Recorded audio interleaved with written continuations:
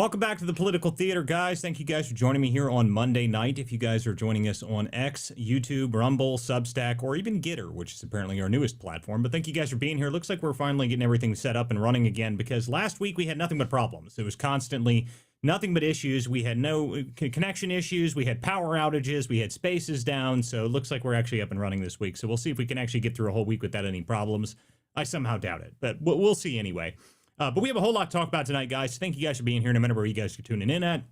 I really want to talk about tonight there was a lot of stuff that happened over the weekend, but there was a specific set of videos that came out. I don't know if you guys saw this, of the Doge kids. I really want to talk about that a lot. We can also go through some of the other stuff that's been going on. Obviously, we can talk about the Tucker and Iran incident. Apparently, everyone is nonstop talking about Tucker and Iran, which I've got an interesting take on that we can go through. There's also, I'm not going to go over the podcast wars. That could not be more boring to me, guys. I know a lot of people are talking about the entire podcast war between, Mark Levin and Candace Owens. And listen, everybody has heard me talk about Candace Owens already. I don't care. Timu Oprah is not interesting to me, guys. I'm just sorry. She's just not. There's nothing interesting about Timu Oprah to me, so I'm not going to talk about that. I don't care about her at all in the slightest. I do want to talk a little bit about the Tucker's situation, because I think there's a little bit more to that story that people are kind of ignoring. But we're going to talk about that. But there's also a number of other stories that happened over the weekend that we need to go through. The Jasmine Crockett story. Have you guys heard about this? That apparently one of her security guards got into a shootout in Dallas, which is crazy. That's nuts. Cuba continues to see blackouts, which I assume that it'll be the next country to fall. I even think Trump is even talking about it a little bit. So we're going to go through that as well. But the first thing I really want to talk about is this Doge stuff. I don't know if you guys saw these interviews, but I want to play this video because it's worth watching just to see his response. But then I really want to talk about it because this is emblematic of something else. And then we've got a couple of other things we're going to talk about it. So I'm going to play this video of this kid because this is worth watching. If I can get it to play. Maybe. Hold on. There we go. I argue that by fighting HIV/AIDS in prisons, activists came to confront incarceration itself, bringing feminist and queer insights into prison abolition. My book will be of interest to scholars of history, gender, and LGBTQ studies, and the medical humanities, and to general readers interested in incarceration, abolition, and the impacts of HIV/AIDS and other pandemics. Did I read that correctly? Yes. This is one of the grants that you or Mr. Fox identified as craziest in NEH, is that right? That's right. Do you recall whether you identified it as craziest or whether Mr. Fox did? I don't recall. Why did you identify this as one of the craziest grants? Because it references feminist and queer insights into prison abolition and LGBTQ studies. Any other reasons? No. I argue that by fighting... This is one of the Doge kids that apparently they were questioning him about him canceling contracts, which, listen to me, anybody who listened to that whole thing, what were they talking, the prison abolition and LGBT rights for prison? I mean, no one has any idea what that is. It's just a grift. It's just more DEI grift. But the fact is, the reason this is happening, the reason that they're going after these kids, the reason they even have them there in the first place, is because these kids actually looked at this stuff and shut off the grift machine.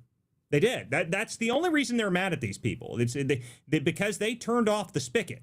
And all of these DEI grants, if you guys have never gone and looked at some of the actual research papers that we fund as an American taxpayer, if you've never seen some of these things, you can go look it up. It's really simple. There's actually a whole website that you can go that's all government-funded research across the country. And you can just type in key search term for DEI stuff, and you'll see it. Tens of thousands of papers on completely meaningless dribble. Meaningless dribble. Absolute meaningless dribble. There's no purpose to it, okay? These are the people that in college that they have nothing to do. They're not very smart, so they've tried to figure out a way that they can make the liberal arts world complicated, even though it isn't. There's nothing complicated about reading books or reading. It's just not a very complex system. It's not. Okay, it's not physics. You're not doing, they're not doing quantum physics. They're not doing some string theory, okay? They're reading books. That's it. Okay, it's not complicated stuff. It's not really at all. But what they do is they try and come up with more abstract ways of talking about it to make it seem like they're more intelligent and as if they actually have anything to do with real research, like real, scientists or anything of that kind. So that's what they do. But the problem is that they have lived off this for, I don't know, 50 years now. And the first time we've actually decided to take a look at this, now they're going after all the kids who actually tried to help Elon and trying to actually get rid of this stuff, which, I mean, to be honest with you, I want more of this. Cancel every single liberal arts contract that goes out there. What on earth do you think any state college that has a liberal art grant, what are they studying that's so vital to the taxpayers that we must fund it? Can anybody answer that? Like, I mean, I understand MIT, getting real research grants or anything like that, but what exactly does any of these liberal arts schools need federal funding for grants for to study? What research do you have that's so crucial that we need to learn about it, that we need to fund it with our taxpayer dollars? I mean, I don't understand what any of it could possibly be. None of it's interesting in my eyes. I mean, the only thing I could possibly think of for liberal arts that may be interesting would actually not even be really liberal arts at all. It's the only study I've read over the past couple of years that I thought would be really cool was the using AI to analyze the old texts. And, they were found underneath a building in Pompeii or something like that. So they found these old texts and they're trying to figure out how to read them, and they're all crystallized and carbonized, but that's using AI. So there's no way that liberal arts are doing that. Okay. So that's not even a grant that would go to them. They'd go to an AI group, a STEM field. So again, I have no idea what we would fund any of this stuff for. But of course, the moment that anybody talks about it, the moment that anybody touches it, they go after them. They go after this kid. They've got them sitting in depositions for months and however not. Apparently, they were like 10 hours of these depositions, by the way, guys. So they had them sitting there forever. And they're going to tie them up with lawfare, and they're going to do everything else. Now, fortunately for these kids, they have a very, very rich friend. Elon immediately, as soon as he saw this, it said that he's going to fund all of their legal fees and he's going to take care of it. Which is good because they'll bury these kids. That's what they would do. They were hoping that Elon didn't notice and that they were going to have to be able to bury these kids under legal lawfare forever, sit them in depositions for the rest of their lives so they'd never be able to do anything. And the only reason they did any of this, though, is because they want to make sure that anybody who thinks about coming into the government to shut off the spigot like these kids did regrets it. That's the intention. It's intimidation. The only reason that they're doing it in the first place is to make sure that anybody who even thinks about coming into the government doesn't even try to come in and shut off the spigot. Because my God, if you come in and shut off the spigot, they're going to send the wolves after you for years and months and however long it takes to get you, because that's what they want. That's what they want. And they're defending their own uselessness. I mean, they're not defending academic integrity of any kind. No one cares about these people. These people aren't smart people. They're not coming up with some principled reason that they need to study more, feminism and abolition and modern prison systems, okay? The only reason they're doing this is because that's how those people make money. The only reason they have that job in the first place is because some stupid grifter came up with it in the first place and made sure that they could get paid for it. And that way they will keep voting Democrat for the next 30 years if they keep turning on the spigot and making sure they get more DEI grants. No one cares about this stuff. No one reads these things. I mean, no one reads the abolition paper on, LGBT systems and the feminist queer nature of, of Northeastern prison systems. No one cares. Okay, no one cares. It's not a meaningful study. It doesn't benefit the world at all. It doesn't do anything at all. The only thing it does is pay for liberal left-wing professors to sit in their offices and talk about queer theory. That's all it does. That's all it's ever done. So, to me, shut it all off. That's what should happen. And these kids, I'm glad that they've got Elon backing them, but the entire intention of this is to create an intimidation structure so that you can never, ever question these people ever again. That's what they want. I mean, you got to think about who they're defending. I mean, I don't know if you guys saw over the weekend, the perfect example of the swamp, the moronic swamp that defends itself. I don't know if there's a couple other stories that happened over the weekend that are really good examples of this. One, there was a new whistleblower story that came out about Mueller. Apparently that he's, the FBI people knew that they were doing things wrong in the first place. And there's now a whistleblower saying that he was aware of it and that Mueller's cutting corners. But even better than that, another great example of the swamp that has worked tirelessly to defend is none other than the Sasquatch James Comey. That moron was talking about over the weekend. He put out another one of his hostage videos, which is his Substack videos, where he stands behind a wall and stares at you really, really strangely. And he talked about how much he sings Beyonce to his former his fellow FBI agents. I mean, these are the serious people that they claim that we must defend and uphold. The civil servants that everyone swears are amazing, incredible people. They're idiots. And these people have been in charge for so long that They have so much power and they've built it up for so long that they just expect that they're never going to get in trouble for any of this. None of it matters to them. They expect that they're going to live on this world where nothing ever happens to them. No one ever cares. And this is the problem, because then the first people who actually show up and try to do something about it, they try and crush them, just like these Doge guys. They try to absolutely ruin their lives, and they're going to try to do it so that way no one ever tries again. Well, fortunately for them, they have Elon to back them, but it's going to be very difficult to be able to unentrench the bureaucratic mess that has taken over DC that exists there for as long as it has. Because how do you get rid of it if even the young people that come in, they try to bury them immediately? I mean, these kids are in their 20s. This kid's 24 years old and is probably smarter than any of the people in the room that are questioning him. But they ask these ridiculous questions. I listened to quite a bit of it earlier. You know, they ask these ridiculous questions. Do you have any ability or any experience to be able to make the determination on whether or not this was a DEI contract? And he's like, it says DEI in the contract. How would I not? Do I need experience to be able to tell you that? These people, but that's. No, to them, oh my goodness, you're not a GS-15 bureaucratic, contract reader for the government, so you can't possibly understand government grants or contracts. That's how these people really think, and that's how you end up with the morons that live in the mine shaft underneath the government retirement office. That's the problem, and this stuff never ends. So hopefully we do something about this. Trump has done an amazing job at reducing the size of the federal government. I don't know if you guys have looked at that, but we've dropped nearly 300,000 jobs out of the federal government. I think we could drop another 50% and absolutely no one would notice. I don't think anyone would notice at all. I mean, it's just at this point, what do they do all day? No one cares. No one knows what they do. Most of these people don't actually do anything at all, but we're still paying for it. And I know people like the left likes to scream about how they're civil servants and they're the greatest people that have ever helped us for anything. They don't do anything at all. No, they don't. Okay, and you know that. And the reason you really know that, though, is actually because of COVID. Because COVID, they were not in the office for 5 years. 5 years, they weren't there. I know people don't remember this or don't realize this, but seriously, at the beginning of Trump's term, when he got into office, the federal government, after a couple months, went back to the office for the first time in 5 years. I've got friends of mine who actually work in these agencies, and they were telling me, well, man, I'm going back to work. It's been 5 years since I've been in the office. I was like, what? I mean, how is it possible that you can't have been in the office for 5 years? That's the government. That's the government. No one noticed. No one cared, and no one noticed. And that's also where all the fraud and stuff comes from, guys. So the massive surge in fraud is because there actually wasn't anybody in the office to even check, so they just approved everything. That's probably where most of it came from. And I'm starting to look at some of the fraud stuff that I'm looking at now. I'm noticing an almost 300% uptick in almost every single Medicaid expenditure starting directly as COVID started. 300% in almost every single field that I'm looking at. It's amazing. And it's because the government decided, well, no, we can go home and work from home and not care anymore. And we'll just keep doing that forever. If Trump had not got into office, the government would have never gone back to work, guys. They would have stayed home forever. They would have given them, by the way, a lot of them were even pushing for a 32-hour work week while they were working from home.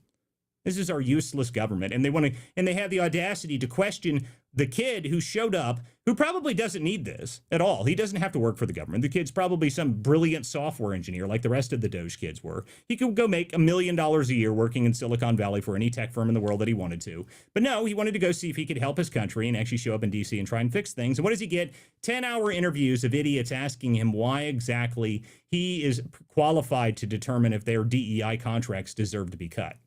Anybody who was in that room asking him a question if they're a government employee should be fired tomorrow, instantly.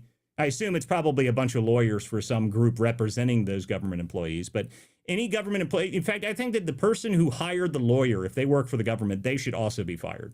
I think that's a great way to do it. Anybody that's even associated with even trying to go after these people should be fired from any job that they have anywhere. And every single one of the stupid grants that they're referring to, they should make sure that those people that actually it was paid to have to pay it back. Because it's meaningless information. No one cares about prison abolition and LGBT standards and feminism in the Northeast. No one cares. Okay, you have to pay that money back. That'd be a great way to solve this problem. All right. Well, guys, sorry for the rant, but that's what was bothering me after this whole weekend. So let's get into the rest of the show. Guys, if you'd like to join the show, you can come join us on x.com. You go to x.com, go at WC Dispatch, and you can join the show and chime in yourself. We get a number of those stories I want to talk about tonight. We get a number of the things I want to get into. So, guys, make sure you guys share the link out to the show. Make sure you guys put a comment down below if you got something to say. You can always put make sure you give us a review if you're listening to us on Apple or Spotify. That always helps the show. If you guys want to come up and join, you have to go to x.com, though. It's the only way you can join the show. I do want to talk about a number of these other stories. I also saw just a few minutes ago that Trump also determined that Somalia is a fourth world nation, not a third world, and I think that's great. Now, the only question I had when I heard that was, where is the camera guy to go find out where Ilhan Omar is? Because I want to see how sad she is, just like at the State of the Union. That camera guy, when the moment that he said that the Somalian pirates had ransacked Minnesota, and then the camera guy immediately panning to Ilhan Omar was my favorite thing that has ever happened. So I was hoping that someone would just come up with a camera the moment that they said that it was a fourth world nation, that no one cares about and it is just a complete disaster zone. I was hoping that they would actually find that. That would be great. But I don't know if there's a cameraman that's willing to follow Ilhan Omar around all the time. I mean, that would be kind of a dangerous job, seeing how her entire job is related to piracy. So, I mean, I don't know. Maybe if you wear a hat, a hat and an eye patch would be okay. All right. There's a number of other things we want to go through, though. I also want to talk about this Tucker story that everyone's talking about. Everybody who's listened to me talk about Tucker in the past, I don't know, year or so, I can't stand him. I think he's obnoxious. I think his show sucks. I think that the majority of the people that he has on suck. I haven't seen Tucker talk about anything interesting in over a year. Okay, I just haven't. He's never said anything interesting in the past year. It's always boring. It's always some sort of stupid angle on something that I just do not care about. I've never seen someone that has the ability to bring up things that are so irrelevant in a non-relevant conversation so easily. I mean, it's just incredible. It's so stupid. But I do want to talk about this because everyone's sitting here talking about how he's now mentioning that the CIA is investigating him and that, that the Iranians, that he was chatting with the Iranians. But, I think it's kind of an obvious question here, guys. If Tucker is actually texting in part of this group where he's talking to the Iranians beforehand, and now the online culture has picked up on it, saying that Tucker is he's an Iranian spy and all this, I don't know if anybody actually buys that. But I'll tell you one thing: if Tucker was actually somehow in connection with the Iranian military of any kind, okay, and prior to these strikes, I think the obvious question is not whether or not Tucker is some sort of spy, but whether or not Tucker is probably one of the most effective counterintelligence agents we've ever had ever. I mean, it's a pretty simple question, to be honest with you. I don't know. He's made everybody on the right hate him for the past 2 years because of his stupidity on this Iran stuff and the anti-war stuff. But it came out of nowhere. I mean, Tucker never, as long as I listened to him, I never understood or even heard him talk about this kind of stuff before.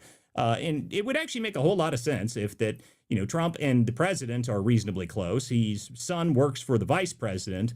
You mean to tell me that this guy that has that connections directly to the White House, that there's no way that he could have been doing this intentionally at the behest of the president or whatnot? And, he doesn't need money. Okay, he doesn't need money. He's worth like $500 million. Okay, he doesn't need money. He doesn't need a brand. He doesn't need any of that stuff. So, I mean, I don't know. I like I said, I'm not a fan of the guy. I don't really like anything he does recently, but I think it's a fair question that people should be worth talking about, because I asked it yesterday and a bunch of people are like, no, I know Tucker. I talked to him last week. Like, oh, did you? Oh, great. I mean, that's wonderful, but I don't really care because you don't know him personally and I don't either. So my theory is equally plausible to yours. I mean, if we want to sit here and claim that Tucker Carlson, a man who has lived in the United States for his entire life and has been nothing but an American patriot for his entire life, if somehow he just decided to turn traitor in the past 2 years for the Iranians of all people, I mean, come on.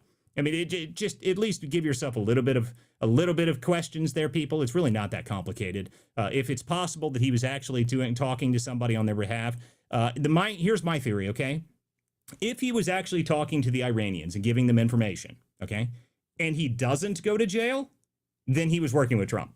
That's it. Okay. I mean, if he's not going to get charged or get in trouble at all for giving information to our enemies in the middle of a conflict, and nothing happens to him, then he was working with Trump.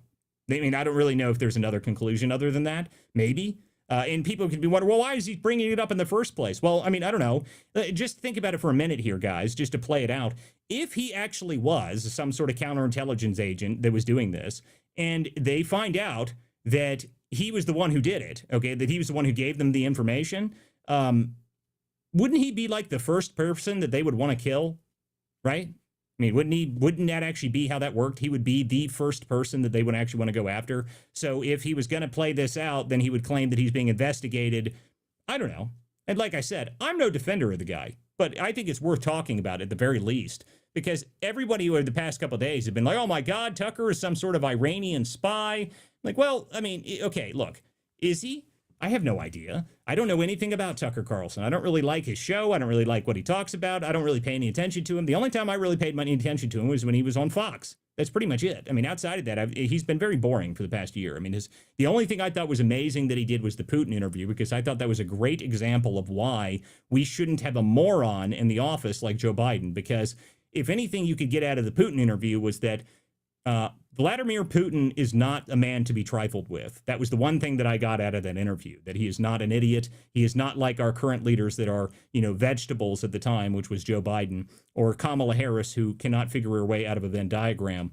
No, I think we actually need real people to be able to deal with somebody like Putin. And I think that was pretty clear from that interview. But outside of that, I haven't seen him do anything interesting. Chris, you came up on the show, buddy. What's happening? How are you tonight? Pick up some barbecue for my son. He's going to turn 18 tomorrow. Oh, and nice. So that's a pretty cool little moment. My St. Patrick's Day baby. And so that's kind of a cool deal. And I also was reading this NBC poll. I'm not a fan, by the way, of NBC's polling and polling just in general, the industry right now, but there's actually a really hilarious question in the NBC poll, and it's about favorability. And maybe we could kind of cover it, in the show. So, but let's just put it this way: spoiler, ICE is more has a better approval rating than any of the front running Democrats. Listen, this is something that I keep talking about. The problem that we have is not that the Democrats themselves are popular. It's that the Republicans are idiots and they are not getting anything done. And as a result of that, that's what's going to cost us the midterms. If the Republican Party actually did what it's supposed to do, like actually did the agenda and it got the agenda across the line, we wouldn't have this problem. Okay, we wouldn't. But what have the Republicans in Congress really gotten done so far? They've done the big, beautiful bill, which is great. I mean, that's very important that we got the big, beautiful bill done. But outside of that, they haven't codified any of the executive orders, really. They haven't really done anything. They can't even get the SAVE Act over the line. This is a problem. I mean, that's the real problem. They haven't actually gotten anything else done. Yeah, I mean, so not counting John Paul II, who was like at 63%, you're talking about Pope Leo at 43%, Donald Trump at 42%, according to NBC's poll. And then you had Marco Rubio, or JD Vance, Marco Rubio, and ICE. Those were the next most popular. And then all of the front-running Democrats were 34 or lower in approval rating, right? Including Gavin Newsom, who was like at 29%. So Really? yeah. I'm not making this up. I got a screenshot. Someone I'll post likes it. him? Yeah. I'll post it in the purple pill. But the point is, it just was hilarious. Like that's a little tidbit that probably they're not obviously going to mention, but if you actually read the crosstabs, the byline of it, it's just kind of hilarious that that's the case. And it just goes to show what your point is, Walter, that if the Republicans would just do their freaking job and start passing and codifying these things, Americans will see something getting done and gravitate immediately towards common sense. And that's just not happening with the Republican Party right now, because they prefer apparently to run this thing to the finish line, doing nothing, hoping that Donald Trump will get, the usual treatment from the first term. And I just think it's the stupidest thing in the world. Well, the problem is that the Republican Party itself is just not able to actually get anything done, because I'm still convinced that the guys in the Senate, the old useless idiots in the Senate, believe that they're popular, and they are just not. I mean, they are just not popular. I mean, they think they are. They think they're the most important people in the world, but they are not popular. And the only way that they'll actually get anything done is if Trump pulls them over the finish line. So we'll see if he actually does. Speaking of which, I do want to put a note out here, guys. I didn't mention this at the top of the show, but Susie Wiles apparently today, it was announced that she has breast cancer. So say a prayer for her and her family. That was announced earlier today. I don't know what that means for her role as chief of staff, but that was announced earlier today. I mean, apparently it was early stages. They got it early, but I mean, I don't know how. Susie is not a young woman, so I'm not sure any form of cancer showing up is a good thing at all. So I just want to make sure people are aware of that. Make sure you say a prayer for her and her family today. That was announced earlier today. Okay, Angel, what's happening? Did you see the brief today? The Donald Trump brief in the White House? It was kind of the most hilarious thing I've ever seen. Yeah, I mean, I was talking about that just a couple minutes ago. How he said that Oh, Somalia is a sorry. fourth world country. It's Yeah, it's but the he greatest also thing said ever. He said Somalia is a fourth world country. It's fantastic. I loved it. he said I want to get in touch with people in Iran with management in Iran, but I don't know what to do. Everyone's dead. Well, and He's like this is more of Trump talking shit. This is what I keep talking about. I mean, Trump is like, I know that people are, there's a whole wing of people that believe that somehow, stupidly believe that somehow we're losing this fight in Iran. Oh my, we're running out of missiles. These people are so tiresomely retarded. I mean, I can't really deal with it. I cannot listen to people try to explain to me that the U.S. military was unprepared for a battle that, it's prepared for 40 years. But anyway, so listening to that's obnoxious. Then he goes, yeah, and then Cuba's next. I think Cuba's next. I might take that. And someone's like, take that. And he's like, yeah, I might take it. And they're like, take it, like, he's like, liberate. Yeah, it's going to be South Florida. Okay, like, listen, I mean, this is going to be South Florida. Okay, I mean, I don't have any problems with this. This is Trump being Trump recently. And people don't understand it, that they keep getting furious about the fact that Trump is just being Trump. But listen, on the world stage right now, the one thing that I just cannot grasp, and I don't understand this, I put this tweet out the other day, guys. I don't know if you guys saw this. Trump has been talking about putting an aircraft carrier, 3 aircraft carriers in the Strait of Hormuz since 2011. Okay, when I saw that there was a 3rd aircraft carrier on the way, I was like, that's kind of amazing. And we're sending 3 over now. I mean, usually when there's 2 aircraft carriers, that means we mean business. But apparently now there's 3. But Trump said he wanted to put 3 in the Strait of Hormuz in 2011 and 2012. So is it possible that people just maybe stop trying to call his bluff? I mean, he's been saying the same thing for his entire friggin' life. I mean, do you think that people at some point would realize maybe he's not bluffing? Maybe. I don't know. I mean, every single thing that he has said online at some point, he apparently has now done. I didn't even know that tweet existed, that he said that we should put 3 aircraft carriers in the Strait of Hormuz. Like, at this point, you could probably just guess his move on global policy by reading his tweets from 2011. I mean, this is unbelievable to me. So I don't know how you convince people that maybe Trump isn't bluffing, but I don't understand it. I mean, I have tried to talk about this many, many times. And in fact, there's a whole article I wrote on this called the Trump Feint Doctrine, which is essentially people just don't get it. Okay, they don't understand that Trump plays on a completely different game level that most people do. But what I don't understand is how many times can he do exactly that? Just say, I'm going to do this unless you listen to me. And how many times how many times can you call the bluff before you keep losing on it? I mean, I don't understand. It doesn't make any sense to me. How many times can you get away with that before people figure it out? It's confusing to me. I don't get why no one has figured this out yet. It's amazing to me. Another great, wonderful part was when a guy was asking him, so are you going to take over, I can't remember what the island is called, in Iran? Are you going to take Karag over Island or whatever the hell it's called, the oil place? Karag Island. Yeah. Karag Island, yeah. So he goes, do I look stupid? Like, that is a stupid question. Only a stupid president would answer a stupid question like that. That was like, do you really think I'm going to tell you exactly what we're going to do? Really? Yeah, see, like, this is more of what Trump has done this really well for essentially every aspect of his term. When it comes to the military, anytime they ask him questions, they always ask questions that's like, what are your military plans? And his response is, why the hell would I answer that? And that's the only response that should ever be given. I mean, why we ever gave away any of our stuff before was just beyond me. That was one of the things that infuriated me the most about the Biden administration, was listening to him and his moronic advisors come out and say, well, next 2 weeks, we're going to hit these locations. And they'd inform them for weeks prior to it. And then magically, when we hit it, nothing would happen, as if this is the best way to run our military strategy. I don't think that exists at all anymore. Now, of course, the result of that is actually predictable. That's now the media is furious because they don't know anything. So they come up with whatever they possibly can to talk about how the military is doing a terrible job. That's the only the reaction they have to it. Well, and also see Trump's previous statements on video about Carrick Island many years ago. Once again, consistent on precisely what he said he was going to do if he ever had the chance, which was to give him a warning and then blow the island to smithereens. Yep. He Yeah. also let, I think, Iceland know that things were gonna. Did he not like tell Denmark that we need Iceland again or something? Oh, Greenland, you mean? I mean, listen. That same thing. Yeah. Well, Greenland, Iceland, are very different places. One is very small. One is very large.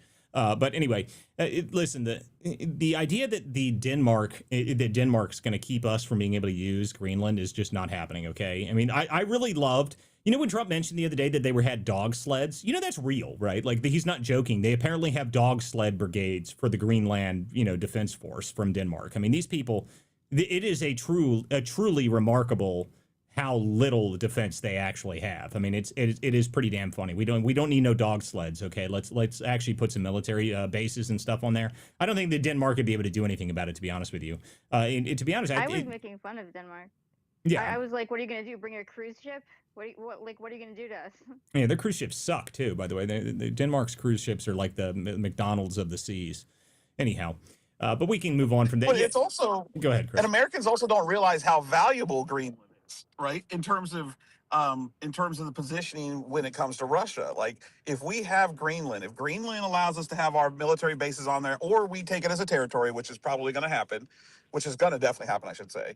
That completely boxes Russia out in its ability to get into the Atlantic Ocean with their submarines and their ships, because we would control both sides. Guys, it's not just that. Okay, so the bigger part about it is because of the way that the climate's changed up in the north, the northern shipping lanes have actually opened up more. So there's actually shipping lanes that exist to the north of Iceland now, or I'm sorry, to the north of Greenland. Now you got me all confused. To the north of Greenland now, in between there and the Arctic. So there's actually northern shipping lanes that are going to become insanely valuable very, very shortly. So that's the reason that Greenland actually matters. Now, it does matter for missile defense and strategic defense and a number of other things, but we already have military bases there that do that. Okay, the real reason that you want Greenland, so we can actually control the northern shipping lanes, which are going to become insanely valuable, within the next 10 years. They're already valuable. What now? Iran's the same way. Iran is the same way. I mean, I think Iran is just because screw them. I don't care. I mean, the Iranians are really not that important. The only problem is that they believe that they had the control over the Strait of Hormuz. And I love that people are like, oh my God, well, they still have it closed. Guys, it's been now today makes 2 weeks. Okay. It's, oh my goodness, the forever war, the war that is never going to end. It's been 2 weeks. Okay. 2 full weeks. That's it. Okay, I'm not really that concerned. Okay, I really don't think it's going to be that big of a deal. And plus, I mean, I don't know if you guys saw today. I know we've talked a whole lot about how little they have left in Ayatollah. Okay, we were talking about it. We said they were running out of Ayatollah. Now that we figured out that they could print them out and have cardboard cutouts, they had unlimited Ayatollah. But now we actually found out that they have gay Ayatollah. So now they've got gay Ayatollah. So that's the newest development today, that we found out that the Ayatollah is currently gay, which is just incredible. So what did they do? Did they throw the cardboard cutout off the roof as soon as they found out? I mean, I don't know how this works, but that was revealed today. The cutout would have a safe landing.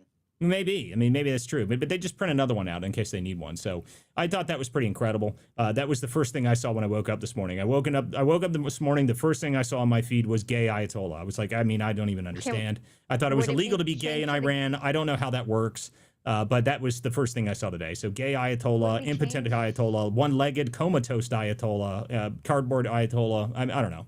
They can't have that many of them left. Gay of Hormuz, though? What now? Can we change to the Gay of Hormuz and not the Strait of Hormuz then? I don't know. I mean, listen, I think it just needs to be the Strait of America at this point. I think that's just the correct answer to it.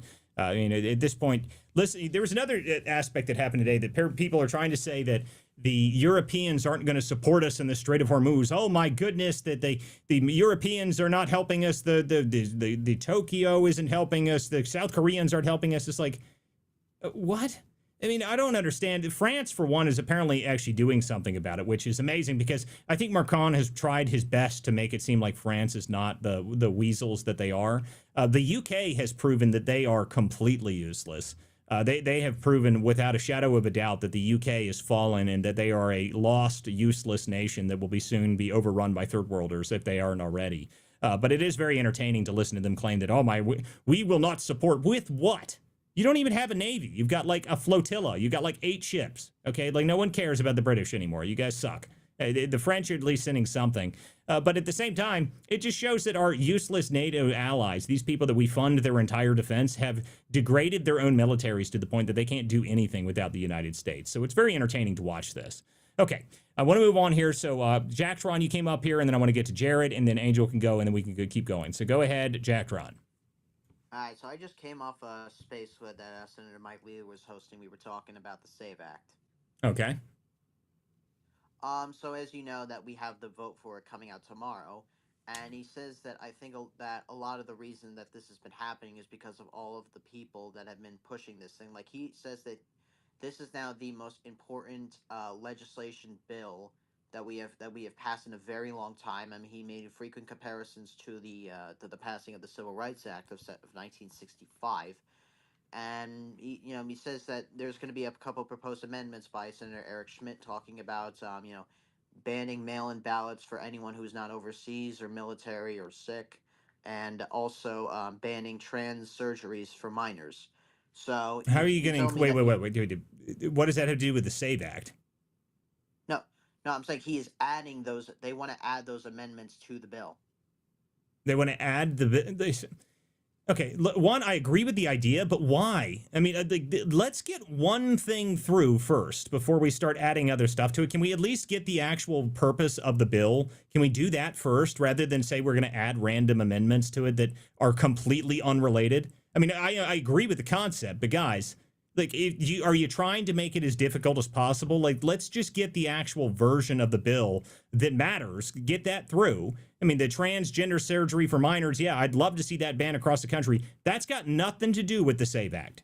Nothing. I mean, that's a very stupid amendment to add onto it just to do that. I mean, again, there's no reason to add that on there. I want to see us actually go with the SAVE Act and actually have that done before I claim that we need to start adding on other things to it. That's just obnoxious to me.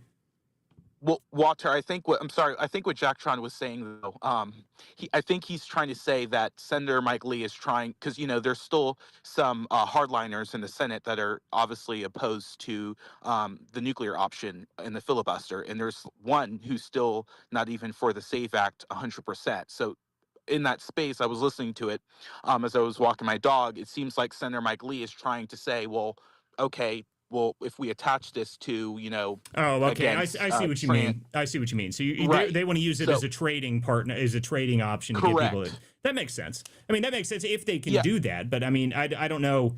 I don't know how that would. Maybe. I'm just. And go ahead. Yeah, and I don't even know if that could happen because there were some reports that the Senate, that the Senate would have to, even look back in the history to see if, you can tie something as securing our elections to obviously something of a more, culture war issue. So I don't even know if that, but I'm just saying that is a strategy. And I see Jacktron is here on stage to my left, and with all the respect, Jacktron, I saw you in that space, and I thought it was a disingenuous question that you asked and said that, whoa, you're not bringing up comments from other spaces to talk about something and talk about disingenuous behavior from somebody else. I don't care. Okay, that's not how this works here, Jared. So shut up. Anyway, we can continue talking. I'm aware. I'm aware, dude. But that doesn't mean that you get to come in here and start asking somebody questions about something you believe is disingenuous. You can shut up now. Okay. So anyway, we can continue here. So I guess that's an interesting play, though. If they're trying to use that as a means to actually try and use that as a trading wheel to try and actually see if they can get more people onto it. I don't know. Maybe that makes sense. But I agree with the concept that I'm not sure it makes any sense. To actually to use something that is completely unrelated to get it on there. That seems like it just makes things more complicated. I guess I don't understand. Can I finish my larger point, Walter? You can talk about you can talk about your larger point as long as you're not going after somebody else. Go ahead. Yeah, that's fair game. Listen, like they're going to try to do that tomorrow. So, obviously expect there to be long Capitol Hill votes because what Senator Rand Paul, he was on with Laura Ingraham earlier tonight, and he was saying that they're just going to stay on the floor as long as possible, bring pillows, bring snacks. So they're trying to, twist elbows here and just force Republicans to vote for things that they're not for. And when I mean Republicans, I mean the 3-4 hardliners that are not for this thing. So I don't think For what thing? for the nuking the filibuster for the debate clause. Listen to me. So you're missing the point here, Jared. That's not what. What am I missing here? The nuking the filibuster is not what they're doing. They're trying to get the talking filibuster back to make sure that people actually have to stand out there and actually do that. That's the intention here. So, I mean, I guess I don't understand what you're talking about. Like, the Republicans that are already on for it, they may have 51 votes to be able to do this. Okay, they may already have the 51 votes, but they still can't get over the 60 unless they actually get the Democrats to come out there and stand out there for 2 weeks and actually force them to defend it on the floor. I think that's what I want to see. Yeah, if I think they have the 51 votes too, but if you know there's a consensus that you can't get the votes, then why are you just forcing people to watch a floor vote go after 10 hours? That's ridiculous. Because that's the whole purpose. Try harder. No. That's what committees are for. No, it's Walter. not. That's No, what it is. committees Jared, are for. okay, listen to me. No, that's what the talking filibuster is for. That's why it exists. Okay, it has existed forever. Okay, this is a new thing where we don't have a talking filibuster. Okay, but this is a new thing. This has only existed recently where we decided we do have to do the talking filibuster, okay? That's not something that has existed forever, okay? There is a famous bit where somebody had to read War and Peace sitting on the Senate floor to actually do the filibuster, okay? These are things that have already happened in history, and that's what happens when you want to try and stop something, that if you already have the votes in the majority and you want to filibuster it, then you have to stand out there and defend it. That's what that's supposed to be done. It's not just yeah, I mean, listen to me. If this is the way that they're going to do it, then have the Democrats stand out there and defend why they don't want to defend our actual elections and make sure we don't want voter ID. Have them do it. Defend it on the floor for weeks. Well, Walter, I think the reason why they don't want to do it is because I don't think Cory Booker wants anybody on the Democrat side of the aisle to beat his personal record. No, I forgot on the floor. I forgot about Spartacus. You know, you're right about that. I forgot all about Spartacus. Senator Spartacus with that button that was hanging on for dear life. You know, what's so crazy to me is that this is even a conversation on the Democratic side of the aisle, that you're going to oppose voter ID and people showing their identification to vote. Like, I just, and I will say this, I understand the political strategy of what's being referenced, but I personally think it's theater. I think it's theater that they want to add all of these things. And I like Eric Schmidt, and I'm fully supporting that's being referenced in terms of the amendments, but it's just another excuse for them not to pass what's already illegal, and only blue states recently have made it legal to break the law. Like, that's the problem that's so frustrating with the SAVE Act situation and showing your voter ID. It's an 89% issue. Okay, so it was a 93% issue until the Democrats over the last year started pumping to their base propaganda to tell the crazy leftist women to oppose it, because if you get married, then you have to prove your name. Listen to me. That is my favorite thing that has ever happened. The whole idea that women they're incapable. They have no idea where their birth certificate is. You know the funniest thing about all that? When I heard that, you know what my first thought was? You could ask most men. You could ask them, hey.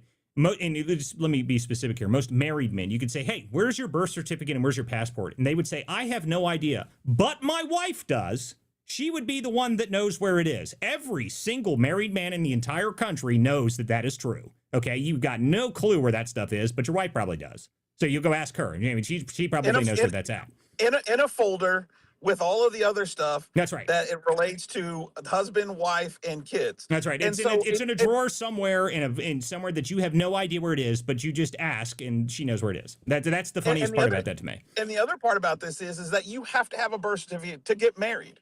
You have to show a birth certificate to legally get married.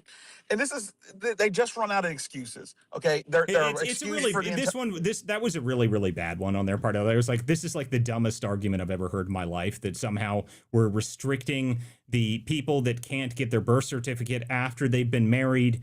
None of it made any sense. Okay, it's a joke that's the reason that they were just trying to say anything they can. Okay, like it was a really bad talking point. And you notice they abandoned it pretty quickly. Okay, they're not bringing it up a whole lot anymore because it was really, really dumb. But anyway, I don't know if they're going to be able to get this over the line or not. But my point is, let it take it to the floor and let them sit there and defend it. Okay, let them bring it back to the talking filibuster. Let them try to defend it on the floor and keep it from happening. If they really want to keep it from happening, then they can filibuster it just like it's been done in this country for the past 100 years. Okay, I have no problem with that. Okay, I want to move over here to let's see. We get somebody else new up here on the show. What is up, Ons Tar? Ons, 3, 2. All right, no Ons. All right, let's go. So anyway, continue here. How are you, Walter? Yeah, have Oh, you guys wait, hold on ever? a minute here. Ons, what's up, Ons? Well, just trying to prosperous into the dignity of the government and has been cleared out of the wars. I can't understand anything that you're saying. You sound like you're speaking from the bottom of a well while being strangled by your own pillow. So you're going to He's have to asking speak for louder. money in the comments, Walter. He's asking for money in the comments. Wonderful. Well, Ons, I don't care about your money problems. If you had a better microphone and you didn't sound like you were being strangled by a pillow, maybe I would care, but I don't. Sorry, I'm sure your life sucks. He and needs it's all money that. for a microphone. No, maybe that's it. Maybe he needs money for a microphone. Maybe that's it. Okay. Well, anyway, we can keep going here, though. Let's see here. Well, have you guys What's have up, you Jared? guys ever thought have you guys ever thought of the idea why Democrats are not for? And by the way, Chris, obviously it wasn't just Democrats. Oh, Literally, come on, Jared. Jared, listen, stop. Hey, hey, Just Chris, let's no, just Chris. full stop for just a second, Jared, because listen, Jared. I'm 45 years old. I worked for the DNC for half of your life. Okay, and the point of making here is that the excuses by the Democratic Party for the entirety was race related as to why Black people do not have access to identification, and then it pivoted because Black people were like, who the hell doesn't have access to identification? That stuff may have been legit when my grandma, who never drove, had her state issue identification. I could understand back in the early 90s or late 80s. But in 2025, that excuse is out the window. So let's not excuse it because this is a 90% issue. This is not a bipartisan thing, and you're not going to spin it as a bipartisan thing when 90% of this country fully disagrees with the Democrat stance. Period. Okay, so Chris, now you're just telling people because No, I have I'm not telling seen. you precisely all right, so let's what have a Americans conversation. think. Guys, shut up. All right, like we're not gonna have this stupid argument, okay? Like this is a dumb argument for one. Jared, you don't have an argument here, okay? There is no counter, okay? There is no counter to this. The entire argument that the Democrats came up with was stupid, okay? Just admit it was dumb. It was a really dumb talking point. There's a reason they're not using it anymore and they're not talking about it anymore. It was the dumbest talking point they've had of this in the past month or so, okay? It was just like, women are so dumb that they can't figure out where their passports are. That's essentially the argument. That's why it disappeared really fast. That's why they're not using it anymore. So outside of that, I don't think it really matters. Okay, so we don't need to consistently argue about it because there is no real argument there on that specific point. This is a dumb issue. It is a very well supported issue across the country.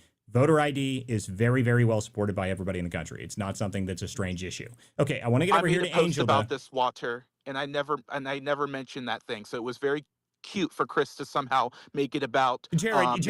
about women. Stop it, Jared. You and I argued about this for an hour the other day. Don't sit here and fucking. Yes, you did. Not about that. Yes, you did. Don't lie to me, Jared. All right, you can't. You're not going to come up on my show and lie about this. Okay, shut up. You and I had this argument for 2 hours the other day in a group chat. Okay, so don't sit here and bullshit me. I know exactly what we talked about. And I remember everything we ever say. Okay, so anyway, I need to move on here. So, Angel, what's happening? And So were you for the simple voter hey, ID Jared, law, I'm talking. Walter? Oh my You were for God, Jared, listen to me. I give you a lot of airtime on my show. I'm more than happy to do so. But stop interrupting people when someone else is called on. Just let them talk. Okay, go ahead, Angel. So I do think this is actually a war that they're fighting. You probably got double muted. That was my fault. Go ahead. Okay, now again. There I you was go. like, yeah, I'm trying to talk. I think they are. I think the Dems are actually fighting this amazing war for Black people and for women, but they're fighting for the dead Black people, dead women that can't find their IDs. So that's the only sub issue there, and they might have to admit it on the floor. So. Well, I mean, listen, times. everyone is well aware that the dead issue, the dead voter issue is one of my favorite topics. I do enjoy that.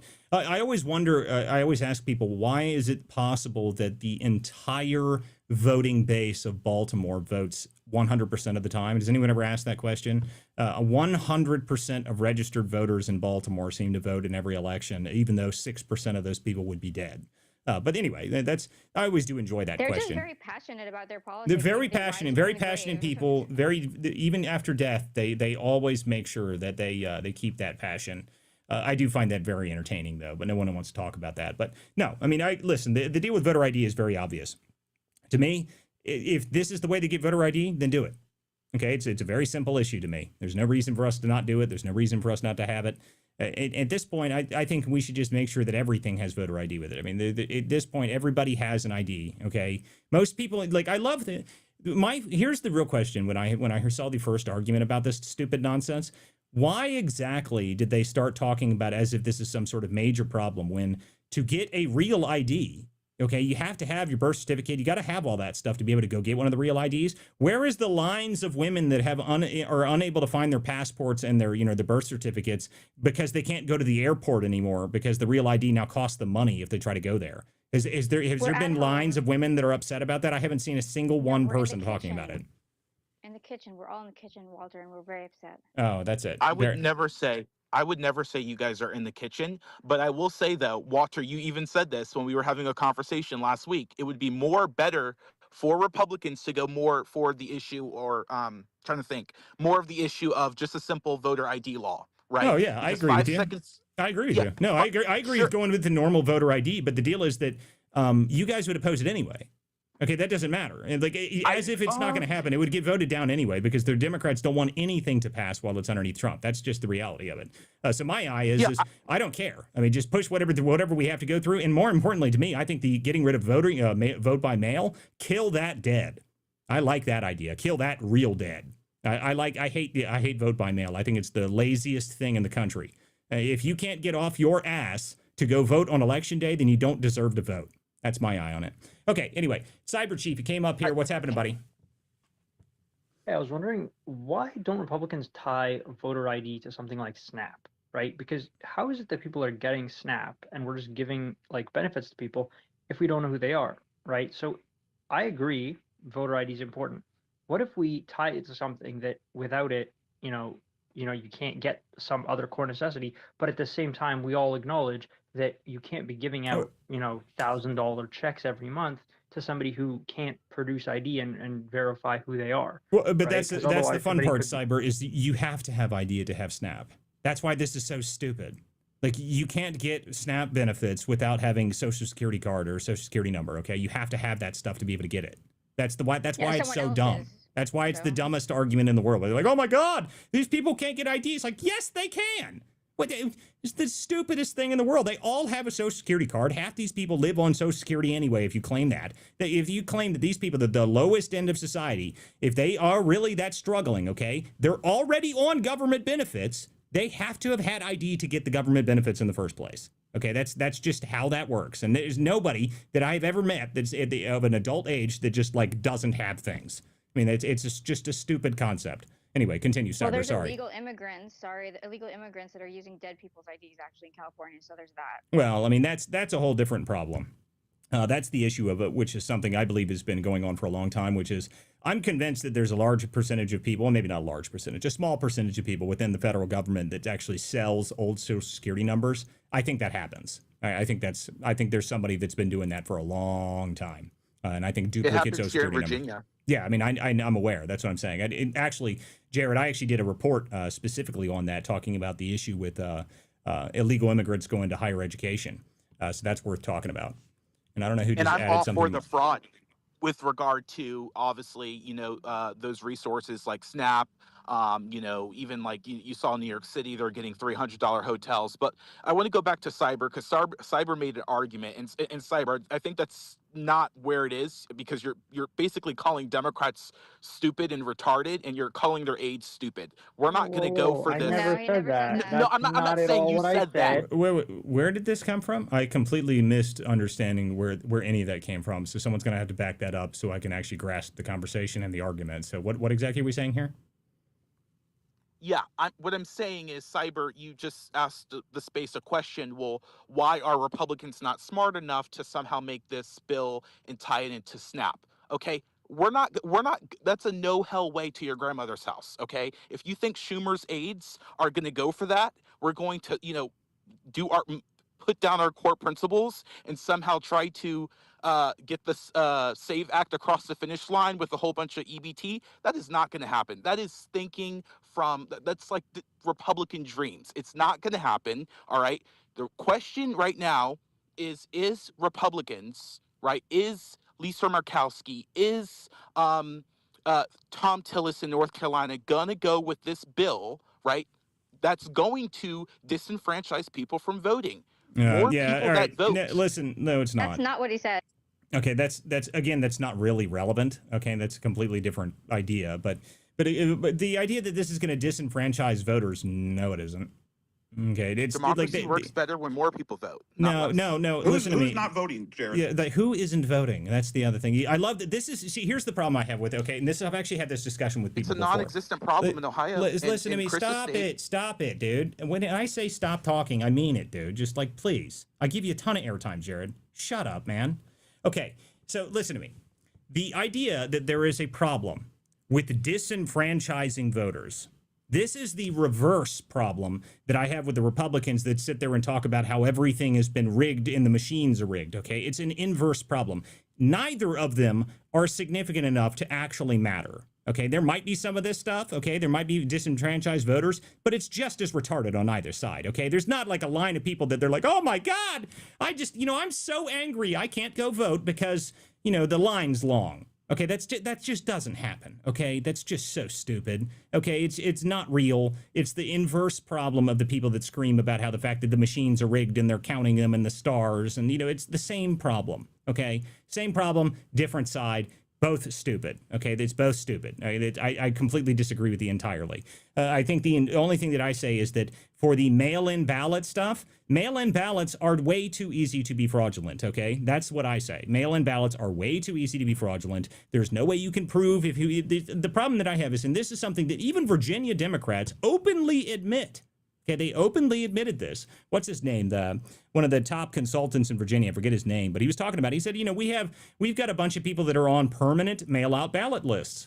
Okay, permanent. So they signed up once and they always get a mail-out ballot. And our numbers on those are huge, and they did really well with it. They say had like 150,000 of them for the previous election in Virginia. So if I want to believe that there's a problem, I believe that mail-in balloting is dumb. Okay, you should have to go vote on election day. There's no reason you can't. Okay, we've done it for years before we got to this point, up until COVID, and then we changed a bunch of rules because we decided, well, we can make it longer, and we can make it voting month, and we can make it voting season, and what the hell is the point of that? At least the one reason that I think voting on election day matters is because voting is supposed to be a civic duty that you are supposed to be, you should have to want to get it done. Okay, it's not something that's like, well, I don't know, I'll vote tomorrow or the next day, or shit, I'll just mail it in. They'll send it to my house and I don't even have to get off the couch.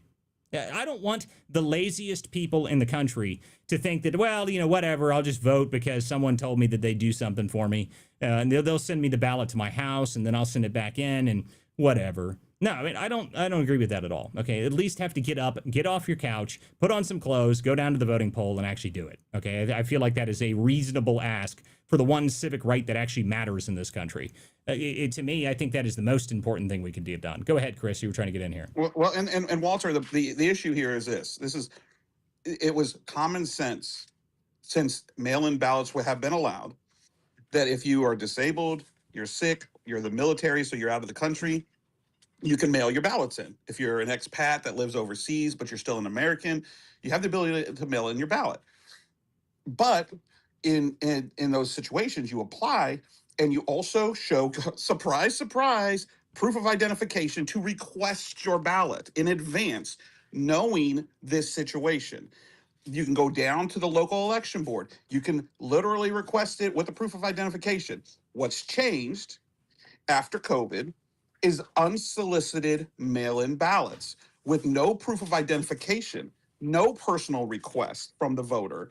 And so there is no proof that the people submitting these ballots are actually the people that were submitting the ballots. And in fact, to the contrary, we see in some very meaningful elections in specific meaningful counties where these ballots showed up and signatures didn't match, There was no, we've seen story after story, of course, where, somebody has an apartment and 8 ballots show up for the people that lived in those apartments previously.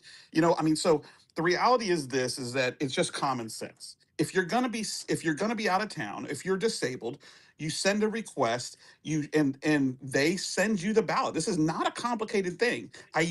As a field organizer way back in the day for the Democratic Party, I was a courier. I knew the rules. You picked up a mail-in ballot for somebody who in Iowa, for example, you picked up a mail-in ballot from somebody who was disabled. That ballot was in a gold envelope that had the ballot, had a copy, had a proof of their identification, and you took that to your main person who was the only other person allowed to touch that other than the county clerk. We had to drop those off every day. Okay. This was basic basic 101. The Democratic Party moved the goalpost and made it acceptable for unsolicited mail-in ballots. I think there is a very good case. I believe actually that there's a very good case that unsolicited mail-in ballots are not even under our own State Department in foreign countries. When that happens, it is not considered a legitimate election. And this has been allowed to happen in blue states and in blue areas, in key states, in our most meaningful elections that have decided seats in the Senate, have decided seats in the House, and the President of the United States. Yep. We also don't get Republican envelopes in California, so that's really great. Of course you don't. So well, for why the would you? case Why of- would you? Why would you be able to get a Republican envelope? So that's not, is there a Republican Like left in California? As a Republican, if you register as a Republican at the DMV, then they just don't send you the envelope. Of course they don't. Why would they? You don't deserve one. You dirty, like, just donating terrible and stuff like that. Republican. You evil bastard. I mean, listen to me.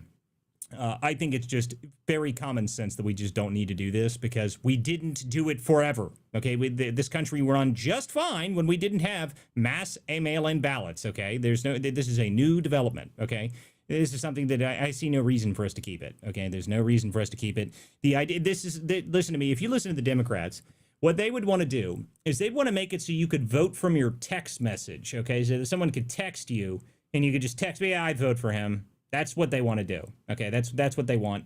Because the Democrats believe, like you heard Jared just say just a moment ago, actually, democracy works better when more people vote. Well, we're not a democracy. We're a republic, and I don't want more people to vote. Okay, and listen to me. Most of the people that you're talking about don't even care. Okay, they have no idea. They don't give a damn. I think it'd be much better if we went back the opposite direction. Less people. I like it better. And you can claim that I don't give a damn if you don't like it. I mean, to me, the idea of voter suppression, all that stuff, no, I just don't care. I just think that you should be not lazy. Okay, how about that? In fact, I think it'd be even better. Or yeah, not dead, not lazy. I think it'd be even better. How about only people that actually pay taxes? They are the only ones that can vote. I like that even better. Maybe we can go back all the way and we can actually go back to where it was only people who had land. That'd be even more fun. I think that's even more fun. Let's go all the way back that way. That's an even better way to run the country. Okay, we can keep moving here, though. Walter. Interesting, Walter. I will say though that yeah, I meant Republic. I'm sorry. That was ignorant of me. No, you're fine, dude. Go ahead. I'm just joking around. Yeah. Go ahead. Yeah. I will say though that okay, just for the sake of argument, let's play with the wishy-washy Chris thinking and say that the mail-in ballots, okay, let's get rid of them, right? Let's make election. Okay, if you're gonna come at me and you're gonna have this in a debate show, you got to cite what I said accurately. I did not say in any circumstance to get rid of mail-in ballots. Clean your ears and respond accurately. Chris, it's really crazy that, again, if we're going to go with the argument, or not with your argument, let's just go with the Republican argument that mail-in ballots are prudent with a lot of fraud, which is true, right? Let's go back to the topic number one. In Walter's home state in Ohio, right? 21 people voted 21 non-citizens voted in elections. So this just goes back to the point. No. You're making a separate point. No, you're making a separate point. Okay, that's not the same thing. Okay, the idea that non-citizens voted or non-citizens are the vast majority of the mail-in ballots, that's not what I've ever said. Okay, that's not what I've ever said at all. I don't think that's accurate at all. I think that the problem is that you don't know where they're going. Okay, the voter rolls themselves need to be cleaned. Okay, they have duplicate people that are in multiple different states, and that's been proven in massive quantities, by the way. Why do you think Portland just took 800,000 people off their voter rolls, dude? Okay, the voter rolls are the Also, problem. Okay, this is the real tons of problem mail here. theft. Listen to me. Hold on a minute, guys. Please stop interrupting. The issue is that there is more than just one way that mail-in ballots can be a problem, okay? People cannot live in the state. People can be duplicated in different states. I think that the voter rolls are the biggest problem because no one has access to them in some of these states, okay? Well, and why is it such a big deal? Why does Arizona not want to turn over their voter rolls? Why does that not want to be talked about? I think these are all things that should be talked about. I think voter rolls should be public. Everybody should be able to access them at any point, at any time. There's no reason that you should have that hidden in it. To be honest with you, they should force them all to be open so that way we can take them across the country and someone could just run it through an AI platform and see how many duplications there are, because I bet you there's hundreds of thousands of them. I bet you that's easy. Anyway, okay, I got to talk about. No, we got to talk about something else here because I actually have Jim Pfaff up here on the show. What's up, Jim? How are you, buddy? Good. I was going to say something about mail ballots, but I won't. I'm doing well. Good. Well, I'm happy to have you on the show, guys. If you guys don't know, I'm actually the Ohio director for the Conservative Caucus, which is the group that Jim Pfaff actually runs. So happy to have you up on the show, man. It's been a minute since I talked to you. How are you? Good. I've been so freaking busy lately. I haven't been doing spaces as normal, but trying to get back in the role of it, and grateful for the amazing work you're doing, and having to deal with Chad, who made a stir with you in Ohio as well too. So good work. Yeah, that was our most recent experience with Chad. That was a lot of fun. But there'll be more. There's more coming out here reasonably soon. I got more stuff I'm working on out here in Ohio, not just in Ohio, but in other areas nearby. So that'll be coming out here pretty soon. And for those who don't know who I'm talking about, is Chad Caton. I'm fired up too here on X, is our national field director. But I do want to say one quick thing, Walter, about mail ballots. Listen, forget about fraud for a minute when you're thinking about mail ballots, okay? Throughout our nation's history, until roughly between 2007 and 12, in our nation's history, we never had unsolicited mail ballots, except one time, and that was during the Civil War. There were ballots that went out to help the soldiers, and they were just kind of developing that system at the time, so that was the way they handled it. But we've never done that. The way it's always been in this country is mail ballots had to be solicited by the voter.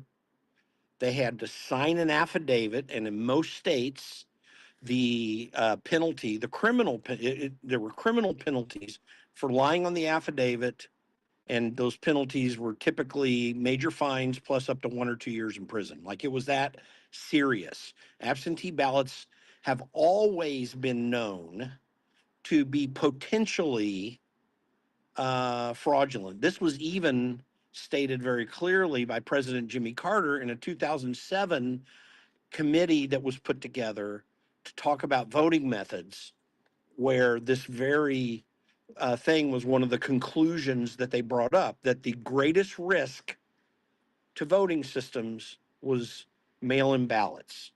Now, mail-in ballots up to this century were a very small portion of all voting, probably less than 10%. I don't know what the actual number is, but it was a very small portion, probably less than 5%.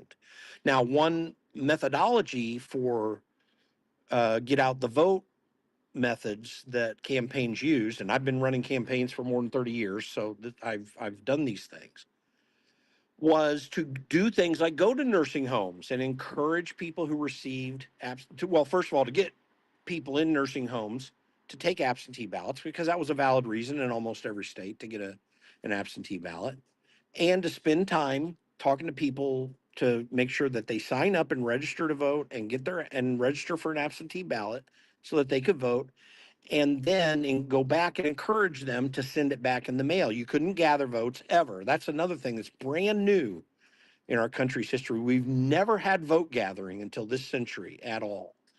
And because it was considered potential electioneering. Even the methods of going into nursing homes and encouraging people to vote was always subject to potential electioneering. For those who don't know what electioneering is, it's a technical term, it's a legal term that means pushing people to vote a certain way. Yeah, I mean, what you're talking about is actually ballot harvesting. So that's what people refer to it now. Ballot harvesting. That's never existed until this century. But when I'm talking about electioneering, it's a technical term. You cannot electioneer, for example, at a physical voting place.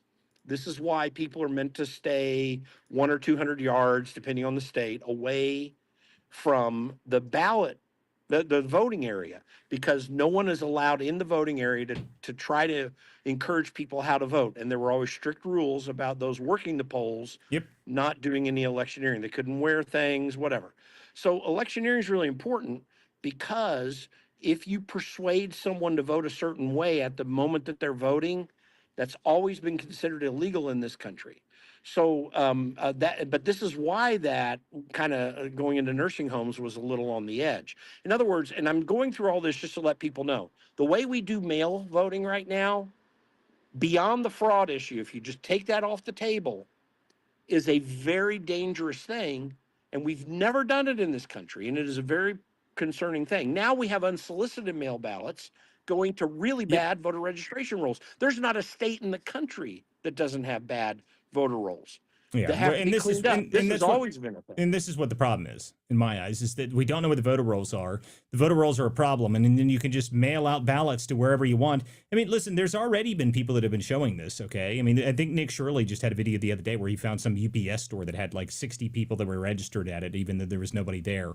And then, of course, he had Democrat congressmen saying, "Oh no, that was the UPS store for the building behind it." There was no building behind it. I mean, it's listening to people trying to come up with any reason that they can to that why there's 100 people listed to register their ballots at this one location. Listen to me. I have a friend of mine, okay? I know this for a fact because he sent me the picture. I probably have it somewhere.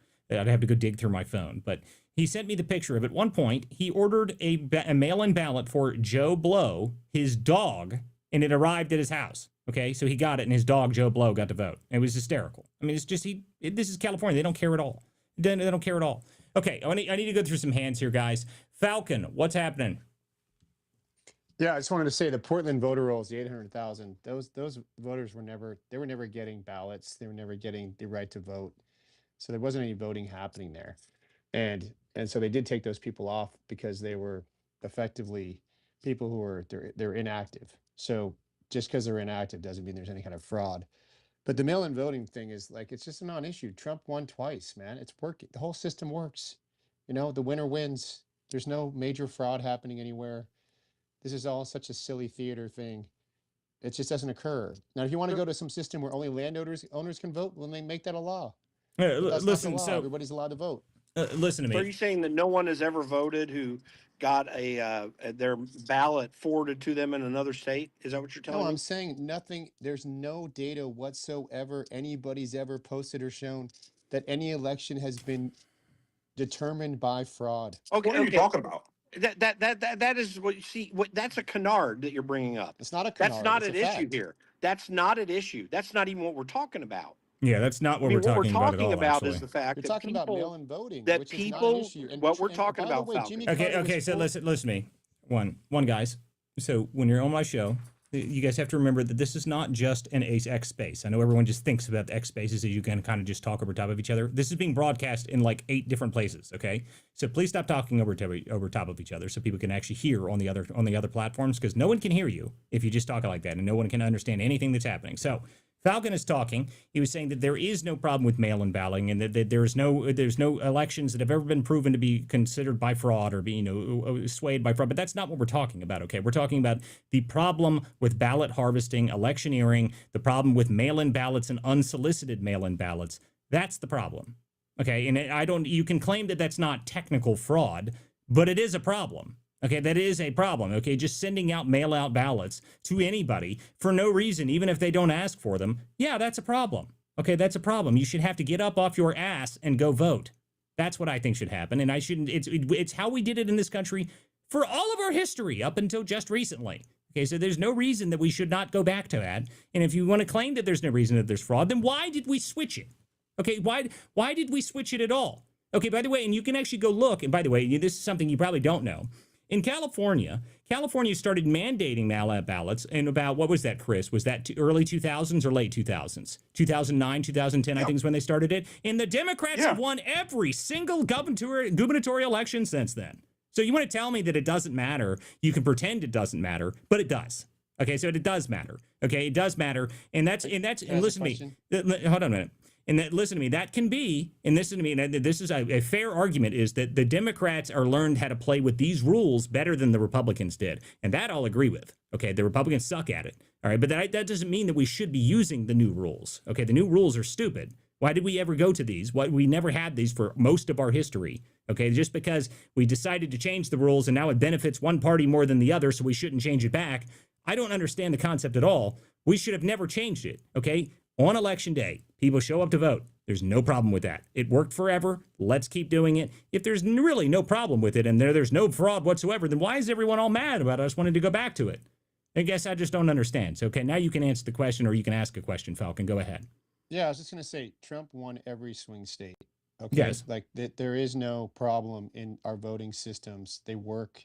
The person we vote for is winning, and there's no fraud issue. And the fact that we send people who are registered to vote the ability to vote by mail, like who cares? Hey, Like, if people want to vote, let them vote. Most people don't vote anyway. They don't Falcon, let even me ask send you a question mail real in. quick. Let me ask this question, because apparently states can't hand over.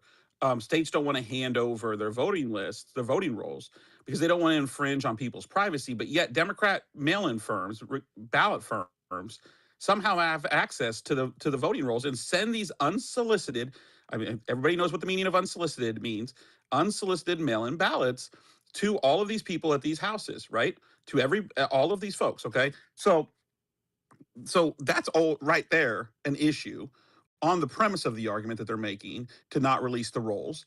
But the second thing is, and I'm curious about this, how are you so certain that you can prove that somebody did not submit a ballot that fraudulently when there's no proof of identification, there's no affidavit signed, and there's no notary requirement, and ballots are dropped off in random drop boxes next to buildings? There are signatures on the ballots, and they No, had there isn't. Again, Listen, signatures on the ballots, but listen to there's me. no Listen, proof of listen. identification. Guys, Talking over me. Can I so, answer so real quick? can you give I me like hold on a minute here, Falcon? I'm talking. So the one rule is when I talk, you can't. Okay, and anybody can. So listen to me. The problem is that what you're saying here is that listen. I agree with you. The voting system works. Okay, Trump won twice. All right, that's not what I'm talking about. Okay, but the idea that we shouldn't have, if this is really not a problem. Okay, if this is really not a problem to the point that what you're referring to, it doesn't matter. We always win, and whoever we want to win wins. There is no issue with it. Why is it such a fight then? Why? Why? Yeah, why is it such a fight? Why don't you just Why are you let guys it? fighting for it? No, you're not hearing me. Okay, one side of the aisle really doesn't like the idea of getting rid of mail-in ballots. Why is that? Convenience. I like getting that mail-in ballot sent to my house. Yeah, It's easy. I fill it out convenience and then is I not a drop it off. reason. Okay, convenience is not a reason It's a reason to for argue me. with something. Okay, that's not a Okay. reason to listen to me. You're arguing saying that convenience is something to oppose a 80-20 issue. Okay, 80% of the country wants the SAVE Act, wants the idea of mail-in ballot, doesn't want mail-in ballots, That's and not wants true. voter ID. That's not true, Walter. That's not It's true. 100% true. Stop the stuff. Listen, let me ask this question really quick here, because this is just Snake this is oil this salesman blows stuff. my mind. This blows. Okay, dude. All right, enough. All right, this blows my mind when people come up here and they say this stuff, as if every election, the requirement for every single election here, and the standard in our constitutional republic, or as Jared calls it, democracy, the standard is whether Trump won an election or not. Okay, what about Abe Hamida? Have you ever heard of Abe Hamida? Do you know what took place in Maricopa County? What about state level races that were decided by 10 votes, 100 votes? I mean, so here's the thing: is not the I know for the left everything revolves around Trump because they have Trump derangement syndrome, but the reality is our republic operates at local levels, county levels, state levels, and federal levels, and every one of those elections matter. And unsolicited mail-in ballots with no proof of identification, no notary requirement, no anything requirement that can be dropped off at random buckets next to a strip mall. Listen to me. By every standard of our election process, listen to me. There's an even better version of this. Okay, in Minnesota, you don't even have to do that. Okay, you don't have to have ID. And one person can vouch for 8 other people without an ID. Okay, that's a real thing. So you want to sit here and tell me that this doesn't matter? Sure, whatever, dude. But listen to me. I don't care if you don't like it. This is just reality. Okay, like you cannot like reality. You can argue That's and not say really that. an argument. Yes, it is an It is argument. a valid argument. Shut It's up. a valid Listen, argument. It does uh, happen in uh, Minnesota. Walter is right. Listen to me, guys. Please, for the love of God, stop interrupting everybody while we're talking. Okay, if you want to talk, you can put your hand up, and then I will call on you. I will let anybody speak, and everybody who comes to the show is well aware that I let anybody talk. Okay, so please just don't interrupt and start yelling and whatnot, because it does not help. It does not help, and no one can hear anything when you do that, okay? So one, the problem that I have here again is that you keep claiming that there's no problem with it. There is a problem with it. There's no, well, it doesn't matter. Trump won twice. I don't care, okay? If there's no reason whatsoever for people to not want to support the current bill that's going through right now. People want voter ID, okay? That's what the SAVE Act will give, voter ID, okay? That is an 80-20 issue. Okay, it's not an 80, it's not another the opposite direction. People want it. Okay, so you can argue and claim that it's not what they want, but it is what they want. So, yeah, I don't know what the argument really is. Okay, I need to get over here to some other people before we continue this argument, though. So, Jay, you came up on the show. What's happening, buddy? I haven't talked to you in a minute. Good evening, Walter. Thank you, and it's a pleasure always to talk to you, Walter. Christopher. One question for people who are against this. How many fraudulent votes are acceptable? What's the number? Jay, until you Just get a to simple like question. What's the number? How many? Yeah, Jay, it's simple for me. Until you get to like where something could change the outcome of an election. How many fraudulent votes, how many American citizen votes is acceptable for you to be canceled out? How many? Jay, I should just tell you, I don't know if you know this statistic, but you're more likely to You're die. not answering the question. You're asking me questions. How many no, American it's citizens' statistic. votes are acceptable to be canceled out by a fraudulent vote, in your opinion? How many? Do you want to sign laws on falling ventilators too? Do you want to sign laws Again, on you're falling vending deflecting. machines? You're not You're answering. deflecting. You are You're deflecting. So answer, Jared. You got to answer the Jared. Jared, you got to answer the question, buddy. Yeah. Until it gets to the level of where it can change the outcome of a major election. That has not happened. And then what do we do, Jared? When that happens, Follow-up? then what do we do? Go What's to your court? follow-up, Jay? And then what do we do? Go to court and then have a judge have the guts to overturn it? You know that doesn't work. It happened in 2020. So I'll ask again. With the How many? Constitution, Jared, that's why we how vote many for judges, Jay. How many American You're a citizens former law votes? enforcement officer. Put your big boy. Listen, stop telling me what I am. I know it. I was a law enforcement officer when you weren't born. I know what I was. That's okay? what the law So entails. listen to me. How many American citizens' votes are acceptable to be canceled out by fraudulent votes? Either Jay, non-citizens. I sound like a broken record here. No. I want a number. I want a number. No. I want a number. I'm not trying to have a pissing contest with you. I'm asking for a number.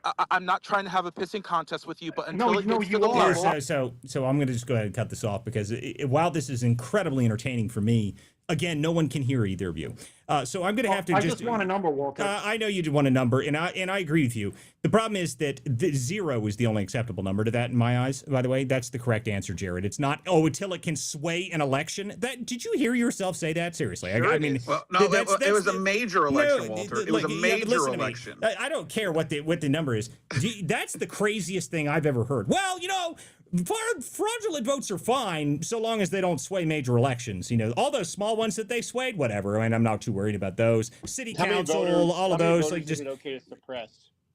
But Walter, Christopher, your co-host, just gave an example 2 minutes ago of 2 counties. No one the hell knows what he's talking about. So if there is election fraud, you don't know what you've never heard of Maricopa County, Jared? If there is fraud, what do you do? Hey, Jared, what was I just saying a second ago? Go to your guys. Hey, Jared, God Almighty, you guys are being real fucking annoying tonight. All right, if you guys want me to start kicking people out of here, I will. But listen to me, okay? The answer is 0, Jared. Okay, there is no questions. No one wants an American citizen's vote to be canceled out. And there are plenty of elections that have happened all across the country where they're decided by just a couple votes. Okay, there was actually a vote in my county last year. 1 vote decided it. Okay, 1, just a single one. So you want to sit here and tell me it doesn't matter? It does matter. Okay, it does matter. A major election being swayed, and someone just said something about voter suppression. Shut up. Okay, there's no voter suppression that's happening in this country, and you're an idiot if you think so. Sorry, you're just dumb. You wanted only voters that pay taxes or have yeah, I said that because I'm a ridiculous conservative person on a talk show. Okay, I think we should go back. Listen to me. I want you to not be able to vote. How's that sound? That's like if you want to come on my show and you want to ask me questions, I'm way more radical than any of the other people that you want to talk to. Okay, let's go back to landowners only, and then you can't vote at all because I just don't like you. I mean, that's an easy thing for me. I mean, I got no problem with it. So. I'm good. Listen, I'm good with people who believe that an American can have their vote canceled out, which is, by the way, is your most important right as a United States citizen. yeah, Okay, listen to me. I'm Listen, 100%. I'm 100% for those people not voting. listen to me. That's called feudal lore. Listen to me, dude. Let's I not don't go give a back shit, to that. Falcon. Falcon, shut the fuck up, good buddy. Okay, listen to me. I've had enough of these people interrupting me on my show tonight, so I need to be able to get around the room. But you guys are really, really annoying. So shut up. So anyway, listen here. There is no voter suppression that happens. Okay, no one cares. Okay, like the idea that there's somebody running around telling people they can't vote and that they're disenfranchised voters is the dumbest thing that happens. It is actually and I said that just a minute ago. I said it is the inverse of the people that believe that the machines are being hacked from space. Okay, it's the same retardation level. It's just the inverse side for the Democrats. It's the exact same thing. It's just on the other side. Okay, now I need to move around here because I actually want to talk to some other people on the show.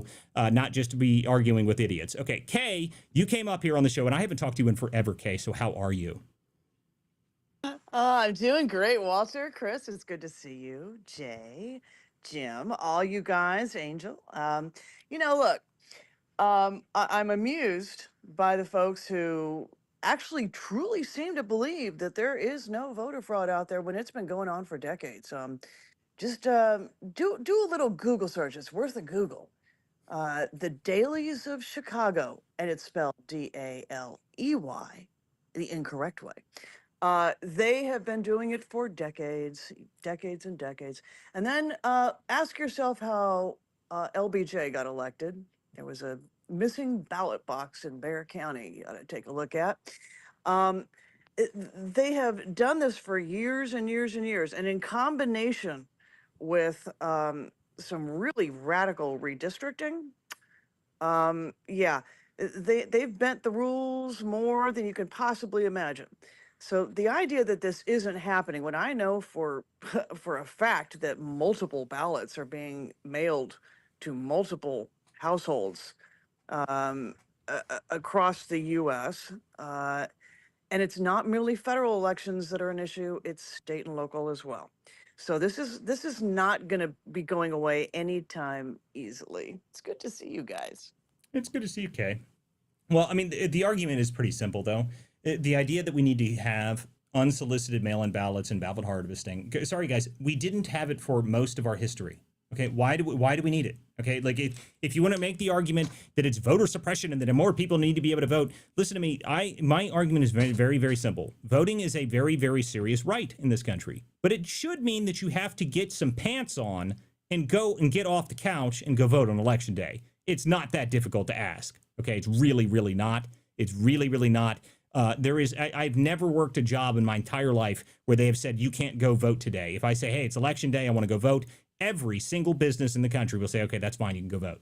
Okay, I doubt highly that there's any place that exists where they're gonna be like, no, you can't leave, you can't vote today. Like that doesn't happen. Okay, it just doesn't. Maybe if you work at Burger King, but I mean, like I don't know. I mean, maybe Burger King. Even then, I bet you they'd still let you go vote. Depends on who your person is that works there. I don't know.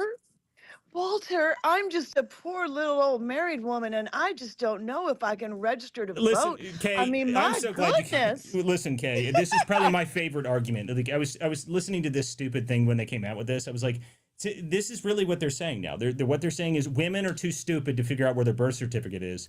So they're just hopeless. With those poor idiot women, they can't figure out what it is.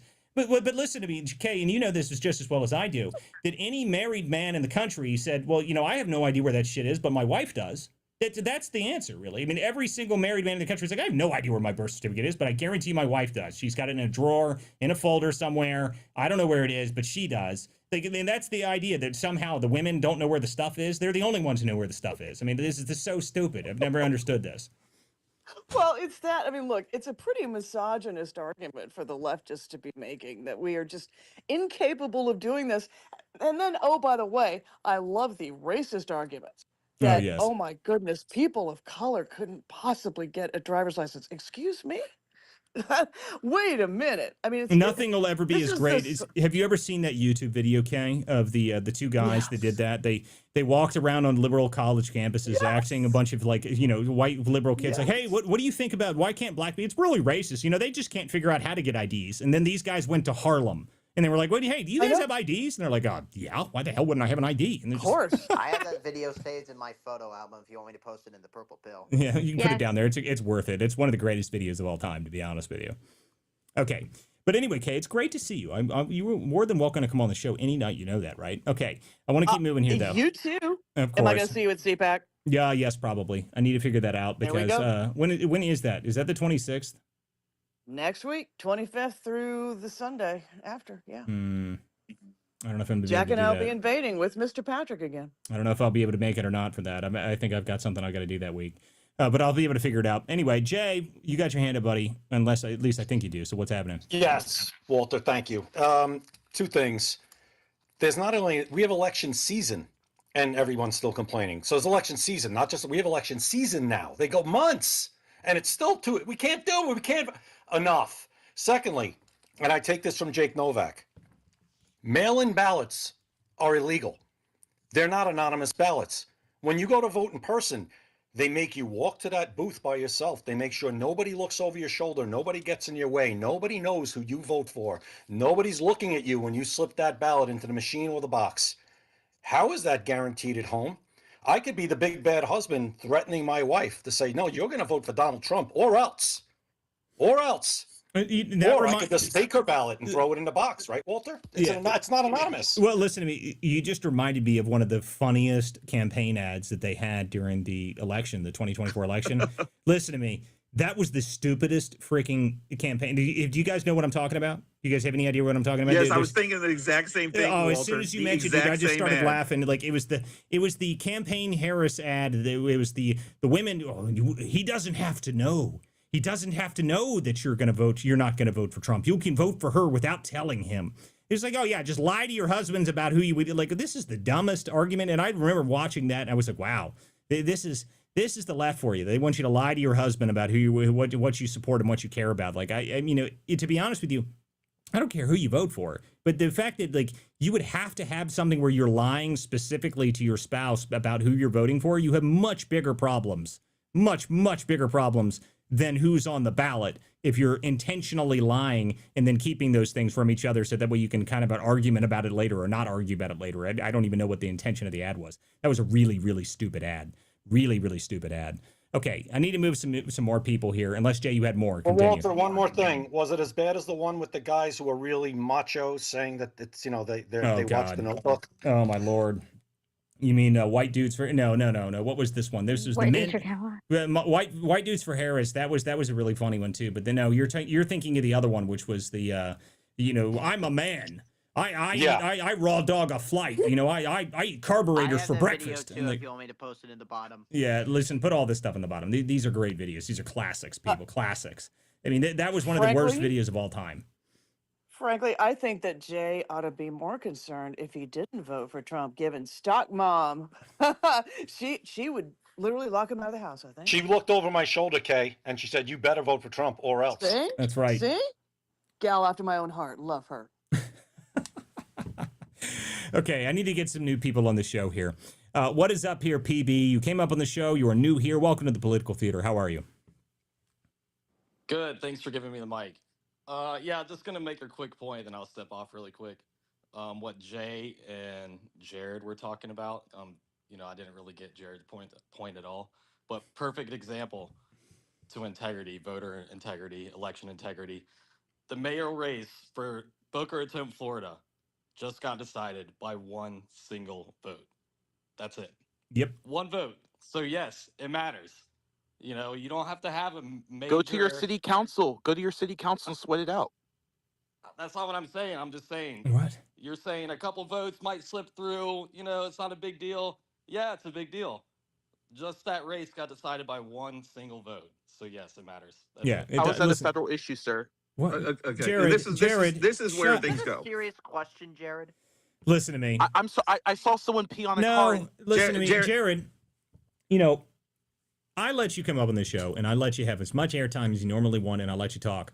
But if you're going to be a disingenuous bastard when people ask you a question, please don't do that. I mean, I don't want to have to throw you out of here just because you want to be an asshole, but don't do that again, okay? Like, I'm not going to deal with that. Like, listen to me. I let you up on the show and let you talk as much as you want, but don't do that. Okay, but yes, PB, I agree with you, okay? I agree with you entirely. one vote matters. Okay, there's no reason that there should ever be a problem where one vote matters or one vote doesn't matter. That's 100% something that should matter. Okay, everybody should make sure that every vote that is cast in this country is as secure as we can possibly make it. And by the way, this is not a problem in other countries. This is not something that we have an issue with. Every other country, even India, with the billion people that they have there, somehow managed to do voter ID. They have no problem with it. The idea that we can't figure this out today is laughably stupid. Okay, like it is just not true. Okay, in fact, if you go look at states like Florida and Ohio, in those states, it was so easy and so fast for them to figure this out, and they've got voter ID, and they got counted before anybody else. In fact, Florida, if you guys don't remember this, and many of you probably were on the show with us the night that the election was decided, but we were joking the whole night. And the joke was that Florida has now counted its ballots 3 or 4 times just for good measure, as everybody is still continuing to count their ballots across the country. And who was the last last state to get their ballots counted? None other than California. And they only did that after they flipped 3 or 4 Republican seats. Okay, they only said they made sure they counted for 3 or 4 weeks after the election was over to make sure they could get those people over the line. And when we pretend as if there's not a problem with that, it's an obvious issue. Okay, I've got another person up here on the show that I've never talked to before. So what is up? Buna Talkuma, what's happening? Welcome to the show. Okay, 3, 2, all right, no Buna. Okay. I don't think like his account looks like it's in Turkey. Wonderful. Yeah. Does he have any Ayatollah? Does he have any Ayatollah for us? Let's ask. Ayatollah? You got it for sale? I heard it comes in flat but packs I think now. they have plenty of Ottomans for us. Ottomans for us? Okay. Well, I don't know. They only have Ayatollah. They only have Gayatollah. Okay, that makes sense. Well, Rock anyway. and roller. Listen to me. Walter, I still... Go ahead, Jared. Go ahead. Yeah, and just to further prove your point there real quick on this is that California has made it illegal to ask for an ID at the polling place. I mean, it's literally, you can face criminal prosecution. And so no wonder it took them 4 weeks to count ballots and win back 3 seats in Congress. And also, just as a side note, just for simple fact check purposes, and maybe to spike the ball, you notice how flimsy the major election shifts when it comes to Boca Raton, which is a major election for people locally where the mayor runs the city. It's just so flimsy. The idea is that what is considered major and not major, that's just a ridiculous argument. Okay, it's just stupid. I mean, like if a mayoral election, a city council election, those all matter. In fact, they actually matter more than a large federal election does. Significantly more. The policies of your local district are going to be decided by your local district far more than they are by the freaking president of the United States, guys. If you think that your mayor is not an important election, you are not paying a lot of attention. That's just reality. People need to leer civics again. Leer. Yeah, lots of leering is required. We need more leering. Okay. Anyway, we need to keep. Can I respond? You can go ahead, Jared. No. You can go ahead. Yes, you can. Go ahead, Jared. Yeah, thanks, dude. You know, when I say things, I expect people to fact check me in real time. So when you fact check me and when I misspoke, I appreciate that. Hey, Chris. Hey, buddy. I just checked in California. It is not illegal for a California poll worker to ask a citizen in the state of California, the People's Republic, for a driver's license or ID. So you have to come correct. That is just not true. Well, I don't know. I don't know if that's correct or not, but I will say that I do remember one of my favorite videos of the previous election was the guy that walked into the random ballot place in California, and he was like, yeah, this is my name. I'm going to vote. And they were like, okay. And he said, what's your birthday? And he was like, I don't know. They're like, what? He said, yeah, I have no idea. He's like, well, what's your name? He's like, well, it could be something. I don't remember what his name was, but he went around and the eventual response from the poll worker was fantastic. She was like, oh, whatever. It's California. And she just let him vote anyway. It was amazing. It was one of the greatest videos of all time. I'm wondering if, I don't know if you guys saw, it was, I'm wondering if the traction from Senator John Fetterman pulls forward. And just allow me to be radical here for a second. I honestly don't think any Democrat in Washington should be negotiating or having, messages in the speaker room or in Schumer McConnell's office about working with elections, right? To me, it's a non-existent problem. To me, there's a whole bunch of other things that we should be focusing on. And I think that for John Fetterman, or if any Democrats are trying to work with Republicans on elections, it's about ulterior motives. Anyone can go to Senator Mike Lee's post right now. Well, here's what I'll say, Yeah. Jared, is that I know you think Fetterman's a Democrat, but he's going to end up caucusing with the Republicans before the end of this term, which Well, should I be very agree. entertaining because agree. I think that I think Fetterman. And by the way, I am not, guys. Everyone talks about how much they love Fetterman. Uncle Fester, okay, listen to me. Uncle Fester got in there because we put the possibly the worst candidate that we could ever run up for office in that seat, and the guy that literally actually has actual brain damage is now in the seat. And the funny part about it is that brain damage has removed his filtering ability. So he has no ability to do the Democrat lie anymore. He can't do it. Okay. So he has no ability to lie at all. So they ask him questions on the news like, what did you think about that? He was like, you see that? That bomb was like, boom. I love it. It's hysterical. It's absolutely hysterical. So, I mean, this guy has zero ability to filter out exactly what he thinks, which is great because that means that people, when they are lost of their filters, completely turn into Republicans, which is just absolutely hysterical. So I do enjoy Fetterman. He's going to be nothing but a problem for you guys, and he'll be there for another 4 years. So I hope you are aware of that because you're not getting rid of him. And he actually might end up running again, and he'll probably win because the Republicans like him. So he'll be able to get a moderate and a Democrat vote, and you guys are going to be pissed because you're going to be stuck with a mostly Republican Democrat senator in Pennsylvania for the next, I don't know, 20 years. But what if his brain comes back and he still has the same filtering problem? He just decided he didn't care anymore. I mean, that's going to be really funny. Then you're going to have a really, a mostly Republican Democrat senator that you guys all voted for. It's like one of the greatest bait and switches we've ever pulled off. I love it. It's one of my favorite things in the world. I agree with you, Walter, on the first one. I agree. I do think in the next few months, we might see a statement come from Fetterman where he announces he's either independent or he caucuses with the Republicans. I agree with that. But I think the problem for Fetterman right now is, like, if you guys go look at his comments, he's getting attacked from the right and the left. So this damn senator has to make up his mind. For one aisle, right, Republicans are expecting their, SAVE Act gets across the finish line, and Fetterman's on a conservative talk show, and he's like, I'm not for it. So you either have to be for it, buddy, or you have to be against it, because we're going to come out with the Democrat attacks, come out with the messaging. Yeah, but here's the problem. Listen to me. The problem, Jared. The problem, Jared, is that you're not okay. He's going to be there for 4 more years. He's a senator. Okay, so like he's not getting recalled, but he's not getting reelected. He might be getting reelected because he probably get reelected by the Republicans. That's the problem that you've got, buddy. You're not understanding this. Okay, Fetterman is Pennsylvania. Listen to me, Jared. We're not going to have an argument about Pennsylvania because I'm telling you right now that Pennsylvania won. It's already trended towards Republicans now. But not only that, he is a Democrat, and the moderate Democrats actually like Fetterman. That's what you're missing. The progressives really, really hate him, but he's doing just fine for the moderate Democrats, okay? So I think you've got a Fetterman problem. You're going to be stuck with Uncle Fester for the next 20 years. He is going to be in Pennsylvania, and he is never going to be unelected. He might run for president. And if he runs for president, I am going to lose my mind laughing because then we could have 2 vegetables in the White House at some point. I'm going to be so happy if that happens. Listen to me. If they actually put Fetterman in the office, I'm going to lose it laughing. Okay, I got to move on to some other people here. Angel, you have been waiting patiently. What's up? So I think Jared said that he likes when people fact check him. So SB 1174, California's law, actually states that you cannot require ID at a polling station. It is illegal because Santa Barbara decided that they wanted to have in their local elections, they wanted to require ID for their local elections. However, the state of California said, no, no, no, we're going to make that illegal. And if you try that, you're going to have to deal with the consequences. So that is fact checking for you, Jared. Additionally, in Burbank, yeah, I appreciate that. No, you don't have to cut me off. Hold on, I'm still talking. Additionally, in Burbank, we had a bunch of people going through the neighborhood and through the richer neighborhoods, the ones that aren't on welfare, and they were running. They had a car with them, but they were running and taking out all the mail-in ballots from the mailboxes and throwing them in the gutters. So the people that were living in these houses in these affluent neighborhoods could not vote through mail-in ballots, no matter how handicapped they were. So there's a lot of fraud. That's for Falcon, by the way, but he's not here anymore.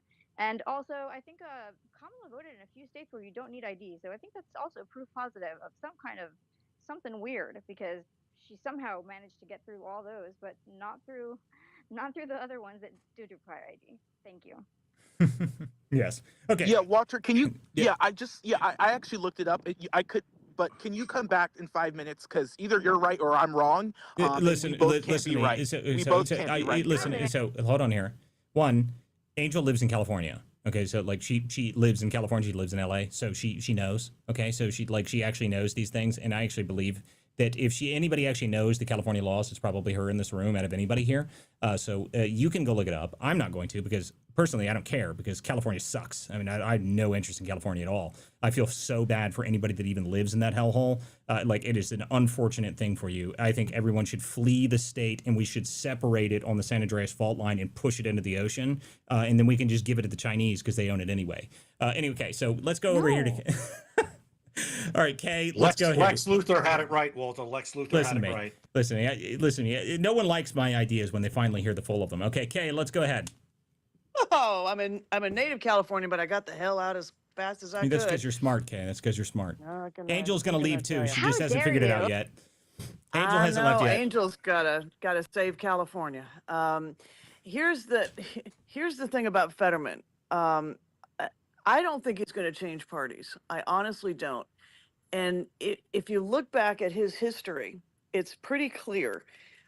This is a guy who is to the left of AOC on a lot of issues. He was a local politician for quite some time. Now, it's not to say you can't change, your belief system. I've seen it before. Sometimes it works out great. Pennsylvania is also kind of an odd state in many ways. Senator Bob Casey used to be a very pro-life Democrat, which was to the consternation of the party, the Democratic Party. So it's not that it's not possible. David Horowitz is a great example. He was a full-on, out-and-out communist back in the 60s. And he became a very conservative, part of the conservative movement, who actually is responsible for discovering none other than Stephen Miller and Charlie Kirk. So I'm not hostile to it, but we've got a lot of rhinos, and I frankly think we don't need more on that side of the party. We need more conservatives who are America first and MAGA first. That would do more to change the nature of, the Senate Republican Conference and the House Republican Conference. Need better candidates. I agree. My argument is pretty simple, that I don't think Fetterman's thinking this through. Like, some people are like, oh, he's playing both sides really well. Listen to me, guys. You're not hearing me. Uncle Fester is broken, okay? He's broken. He has no idea what he's doing, okay? Every time he talks, they ask him a question, and he goes, oh, look at that. That's amazing. He has no clue what he's talking about, okay? This guy had a stroke, and he has no ability to process information, and the first thing that his brain responds with, that's what he says. So people are like, oh, he's playing both sides. Sure. If both sides are whatever that comes out of his mouth at that exact moment is what he's thinking, sure. You guys need to go watch some of his interviews where they catch him off guard when he's not paying any attention. It is pretty bad. I mean, to me, I think it's funny that the only person on the Democrat. Watch his debate with Dr. Oz. Yeah, we don't need. That's the debate back then. I'm talking about now. Okay, that's all the way back at the election. I'm talking about like last week. Okay, go watch him on the floor of Congress when someone asks him a question. He's like, oh, blah, blah, blah, blah. He has no clue what he's doing. Okay, and I don't mean to be mean to the guy, but Uncle Fester is not well. Okay, so Jay, go ahead. Listen, Dr. Oz, give him a little love. He is good to have at rallies when people have medical episodes, Walter. Listen, I think he's done a pretty good job at CMS. I think he's done a really good job, actually, with RFK. I think both of them have done really well. By the way, this is something I forgot to bring up today, that, some random district court judge has decided that they're the head of HHS and canceled RFK's, his advisory board on vaccines. They decided that, no, you have to have vaccines. The district court decided it because they're doctors and they know. So just so you're aware, whenever you need medical advice, you've got to go ask this random district court what they think about medical advice, because that's that's apparently the only authority in the country that we refer to for medical advice, this specific district court. So I thought that was very interesting. I'm not even sure how you make that ruling. I know that they rule on whatever the hell they want and they just block anything that Trump does, but how the hell does a district court judge say that, this vaccine approved, board that's run by HHS, full of people that do this, well, that doesn't matter because I've said no. Someone's got to explain that one to me. I guess I just don't grasp it. It's completely confusing to me. But that's the most recent thing out of the RFK scenario. So apparently, the district court number 8895,000, whatever, whoever, I don't even know who brought the lawsuit. They just decided that this is what they're doing now. Now they're the head of HHS. So I find it incredible. Well, I mean, I'm sure it was. But I mean, the question is, how on earth does a judge make that decision? That doesn't make any sense to me at all. I mean, it is just... Dr. Boasberg said he could do it, Walter. Yes, Dr. Boasberg. I mean, this is the amazing thing to me. But James Boasberg, one of the most obnoxious people in the entire country, one of the worst judges, one of the people that has just done whatever he possibly can, but they won't impeach him and they won't do anything to him. And this is what's going to make the Republicans lose, because if they really, if you really want to make the Republican Party actually popular again, James Boasberg would be in fucking prison. That's what should happen. I mean, if they should prove that he has acted in dereliction of his duty, they should impeach him and then imprison him for the next 25 years, and that would make people pretty happy. That would make me happy. I'd vote for every Republican for the next 25 years if he did that. But if they don't, and they just leave Boasberg's useless ass in there, and then nothing ever happens to these people. If none of the ever happens to the people from Crossfire Hurricane, nothing ever happens to those people, I'm going to be really pissed. So yeah, I agree with you, King Boasberg. I know. I was talking with a congressman. He says Brandon Gill does have legislation to impeach Judge Bozo. All right, listen, Bozo the clown needs to go. It's still a very tall order to do that. It's a tall order. Well, I mean, okay, but the point is this has been happening, right? Like, you guys remember Amy Berman Jackson, whose husband worked at the same firm as Eric Holder, and was ruling on all of these things, and Trump won. And of course, Walter, your favorite judge, Sparkle. Sparkle, my favorite, baby Sparkle. Well, she's almost as great as Speedy Gonzalez. That's my other favorite one, Judge Speedy Gonzalez. That she got caught letting out illegal immigrants. The fact that we even have this is, I can't do it. Walter, what was the guy that whose daughter started a campaign consulting firm and then got like $6 million? That was Judge Merchan's daughter, as Laura Loomer reported. $6 million that just so happened to be from Democrats that all sit on the impeachment committee. Yep. To pay her for her digital work. I mean, and listen, more power to the girl for getting $6 million into her campaign consulting firm. But her father should have never been a judge on a case involving the opposite candidate in this election. And that's the point. They do not care because they know the do-nothing Republican senators and congressmen will not hold them accountable. They can do whatever they want. And that's the problem. Chris, really. You lost me 3 years ago, or just 1 year ago, when I was in DC, and I was just hearing Mayorkas is going to be impeached, and like James Comer impeached. Walter, I was just going to ask you: are you coming to Virginia soon for the redistricting here, as we're trying to net 4 Republican seats soon? Am I coming to Virginia? I'm far too busy to be in Virginia. I am going to be having Congressman Ben Klein on the show here in the next couple days to talk about the redistricting stuff. But am I actually going to be on the ground in Virginia? No, I probably am not going to be on the ground in Virginia. I'm far too busy doing other things up here in the north. Now, whether or not Virginia is going to flip or not, I don't know. The polling doesn't really look that great for the voting on it. So, I mean, I think it's like 56% says they don't want to do the redistricting, which is not surprising. Didn't the judge also block it? What now? You're right. But the polling already shows that it looks like it's going to be an almost identical repeat of the vote from 5 years ago because people don't want that. So I'm not surprised. Whether or not it happens or not, I don't know. I don't know. I mean, Virginia, in my eyes, Virginia blows with the wind with politics, whether or not they actually manage to vote this. But I find it very hard to believe that Virginia is going to redistrict that heavily and they're going to completely let them gerrymander it. They just had a Republican governor. Okay, Glenn Youngkin was popular. Okay, they like the Glenn Youngkin. You voted for Glenn Youngkin. Okay, it's like I did. That's kind of what my point is here. Why on earth would a purple state decide that they want to go 100% blue? Just because they just had an election, which, by the way, Spanberger said she didn't support redistricting during the campaign multiple times. Sure. So, I mean, I don't know if it's actually going to work out or not, to be honest with you. But I will say that I will be able to talk about it a lot more soon because I'm having Congressman Klein on. I'll be talking to him probably this Friday. I need to get back with his people, but it's either going to be pre-recorded or on Friday, or he might be joining the show live. We'll see. But anyway, we need to keep moving on here. Let's I see here. always tell Walter Republicans like as long as Spanberger gets in the governor's mansion, that's all that matters. She did make several falsehoods. You're correct about taxes, but guess what? She's in Richmond right now, and she's being seen right now as maybe at least the vice presidential frontrunner for 2028, if not. So I Yeah, agree on that, listen and to I me. The spam herself is. I hope so because she is a disaster. All right, listen to me. I know you think she's popular and she looks great. she beat The only reason that 14 points. yeah, she won by 14 points because the Republicans in D.C. Were stupid enough to not to actually do anything to campaign for her. There was nobody that supported that ticket whatsoever. And listen to me. I don't really care. Because I hope that you put her up there. Okay, please, for the love of God, put Spanberger in front of the rest of the American people and let them see this woman, because the only reason that she won is because no one saw how shitty she really was. I promise you. Listen to me. If anybody had seen any, paid any attention to the stuff that I was looking at on her, no one would have voted for this woman. Okay, no one. She got trounced in the debate by Winsome Sears. No one just cared because it was too late at that point.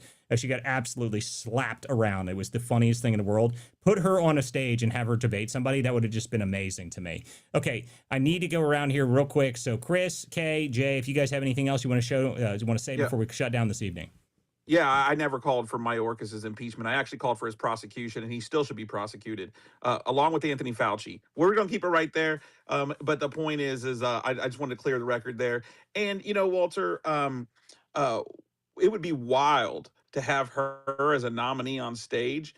Maybe we would have like the Kamala Harris Spamberger campaign. Ooh, the Maybe word it'd be the Tim salad. Waltz The word and salad. I'm not sure I can handle the salad that would come out around that. Or Dude. Listen to me. how The about tossed Shapiro? salad. Listen, I mean, listen, Shapiro would be significantly better than Spamberger, okay? If the Democrats were smart, they would put Shapiro up there. Shapiro would actually probably do okay. Listen to me, Spamberger is, like, we could have the worst tossed salad ever, and the word salad barrage, okay? There's no one that does it better than Spamberger and Kamala Harris, so if you got both of those on a ticket, then that would be fantastic, because then they could talk all the time and no one would have any idea what they said. I mean, that would be amazing. Well, Go ahead. Did you see the Bill Maher interview with Shapiro? Or, I mean, because Shapiro went ultra left, anti-Israel, the whole thing. So the point is the party, they don't have a moderate. There is no such thing as a moderate at a statewide level or a federal level in the Democratic Party today. There are moderate Democrat voters that vote blue no matter who, right? But that's not the case with their elected officials and politicians now. In order to get elected to be a nominee for president of the United States in 2028, you are going to have to be as left as you possibly can to satisfy Frankenstein, the Red-Green Alliance that you created, the exception being John Fetterman. John Fetterman runs, and I agree with Kay, by the way, John Fetterman's record is extremely left. But on key issues that are the red meat issues, he continues to, quite honestly, call out the craziness of the Democratic Party today. And so I give him that credit. Again, I think it's because his brain is broken. Okay, I want to get to Betty Rose real quick because we only got a couple minutes here, but you came up here, Betty, and I always want to hear from you. So what's happening, Betty? Thank you, Walter. You were talking about Virginia, which is a state above me, but has the legislature actually passed the laws with all the taxes they were going to put on everything? If anything would make even the Democratic voters not vote for, changing the districting or, trying to get rid of the few Republican spots that there are, that ought to wake them up. But I don't remember if they've actually, Not I know yet. they talked about them. No, so that's my question. They've proposed a number of tax increases, but no, they haven't passed those into law yet. That's not happened yet. Now, what will happen is that the moment that they get the redistricting, then they'll do it the next day. So that's how that works for the Democrats. They're smart enough that they don't actually pass all the things that people hate until after elections are over. So they'll play that they're not going to do that. And then the second that they get what they want, then they'll pass all of those laws over top of it and actually tax people into the ground. Because that's just what Democrats do in every state that they have. I mean, there's not a single state in the country that's run by a Democrat that has a problem that is not run properly financially. Not one. Not a single one. Okay, Well, then they deserve whatever happens to them. Well, I hope not. Listen to me. My family's from Virginia, so I hope that they don't tax them into the oblivion. And the other things they're trying to do are stupid gun laws that make zero sense and are all never going to work in constitutional law. So, I do enjoy And the January listening. 6th law. Yeah, The January 6th law in the nation. The listen, first law. My favorite. The dumbest law that's ever existed in history, trying to convince people that we need to teach people about something that didn't happen and wasn't true. But that's always fun. But then again, you have to remember, these are the same people that believe that, men can become women and women can become men. And hell, Spanberger won't even say that that's not true. Okay, Spanberger is actually one of those people that says we should make it a case-by-case basis of who we decide is non-gender and actual gender. These are the real people that are in the Democrat Party. These are the moderates of the Democrat Party. So, I always find it very interesting that these people are, they somehow manage to convince people that they're even remotely moderate. These people are the most radical people in history. Okay, guys, I have got to shut down. We are running out of time. We've run out of time. I appreciate everyone who comes to the show. Make sure you guys come back tomorrow night. Tuesday night, we will be back here at 9 p.m. for more of the political theater, guys. I appreciate everyone who comes to the show. I will be on the road tomorrow, so it'll probably just be a normal audio space. No live video tomorrow, guys. So if you want to join the show tomorrow, we will be on X, only on X probably. I'll probably upload to Substack afterwards, guys. For all the people who listen on Substack, I appreciate all you guys. I appreciate everyone who listens on Apple Podcasts and everywhere else. The show's been growing quite a bit across all the different platforms, guys, so I appreciate everyone who comes to the show. Make sure you guys go to x.com and go to @WCDispatch if you want to follow me there. Make sure you guys go to WCDispatch.com and subscribe. Also, I forgot to mention this earlier, the Medicaid map, for those of you guys who are using it, which is lots of you apparently, that thing continues to grow in usership every single day. I just added 55,000 more locations to that map now, so I think it has over 71,000 locations on the map now. So if you guys are interested in that and you're looking at that now, it has field guide systems that are all built onto it as well. So you guys are interested in that data, it's all there live on the website. So you guys make sure you check that out. Go to WCDispatch.com. It's on there. And then I think that's it. Friday, I think I'm having the congressman on, so I'll probably have a different style of show on that day. But I'm going to be traveling this week, guys, so it'll probably be mostly audio shows. We'll see if we can actually get a couple video shows this week. We'll see. All right, guys, we will see you guys tomorrow night, 9 p.m. for more of the theater. Appreciate you guys. I'm Walter Kurt. Have a good night.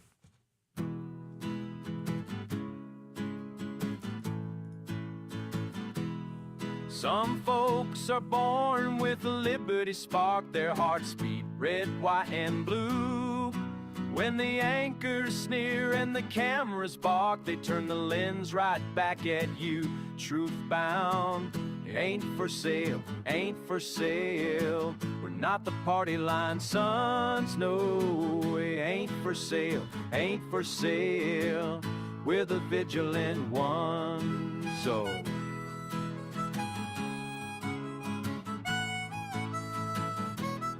some folks inherit silk-lined halls, spend our sweat while preaching share. But when the tax man wraps his knuckles raw, their mansions suddenly look bare, impaired.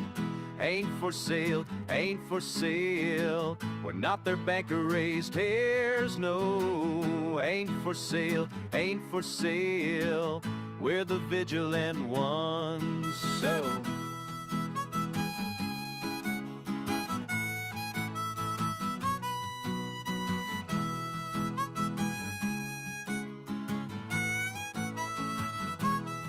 yeah, some paint stars on press room lies and send the common men to toil. Ask them, how much truth will you trade tonight? They mutter, more noise, more noise, more noise. Ain't for sale, ain't for sale. Not the theater's pawns, friend. It ain't for sale, ain't for sale. We're America's steadfast one.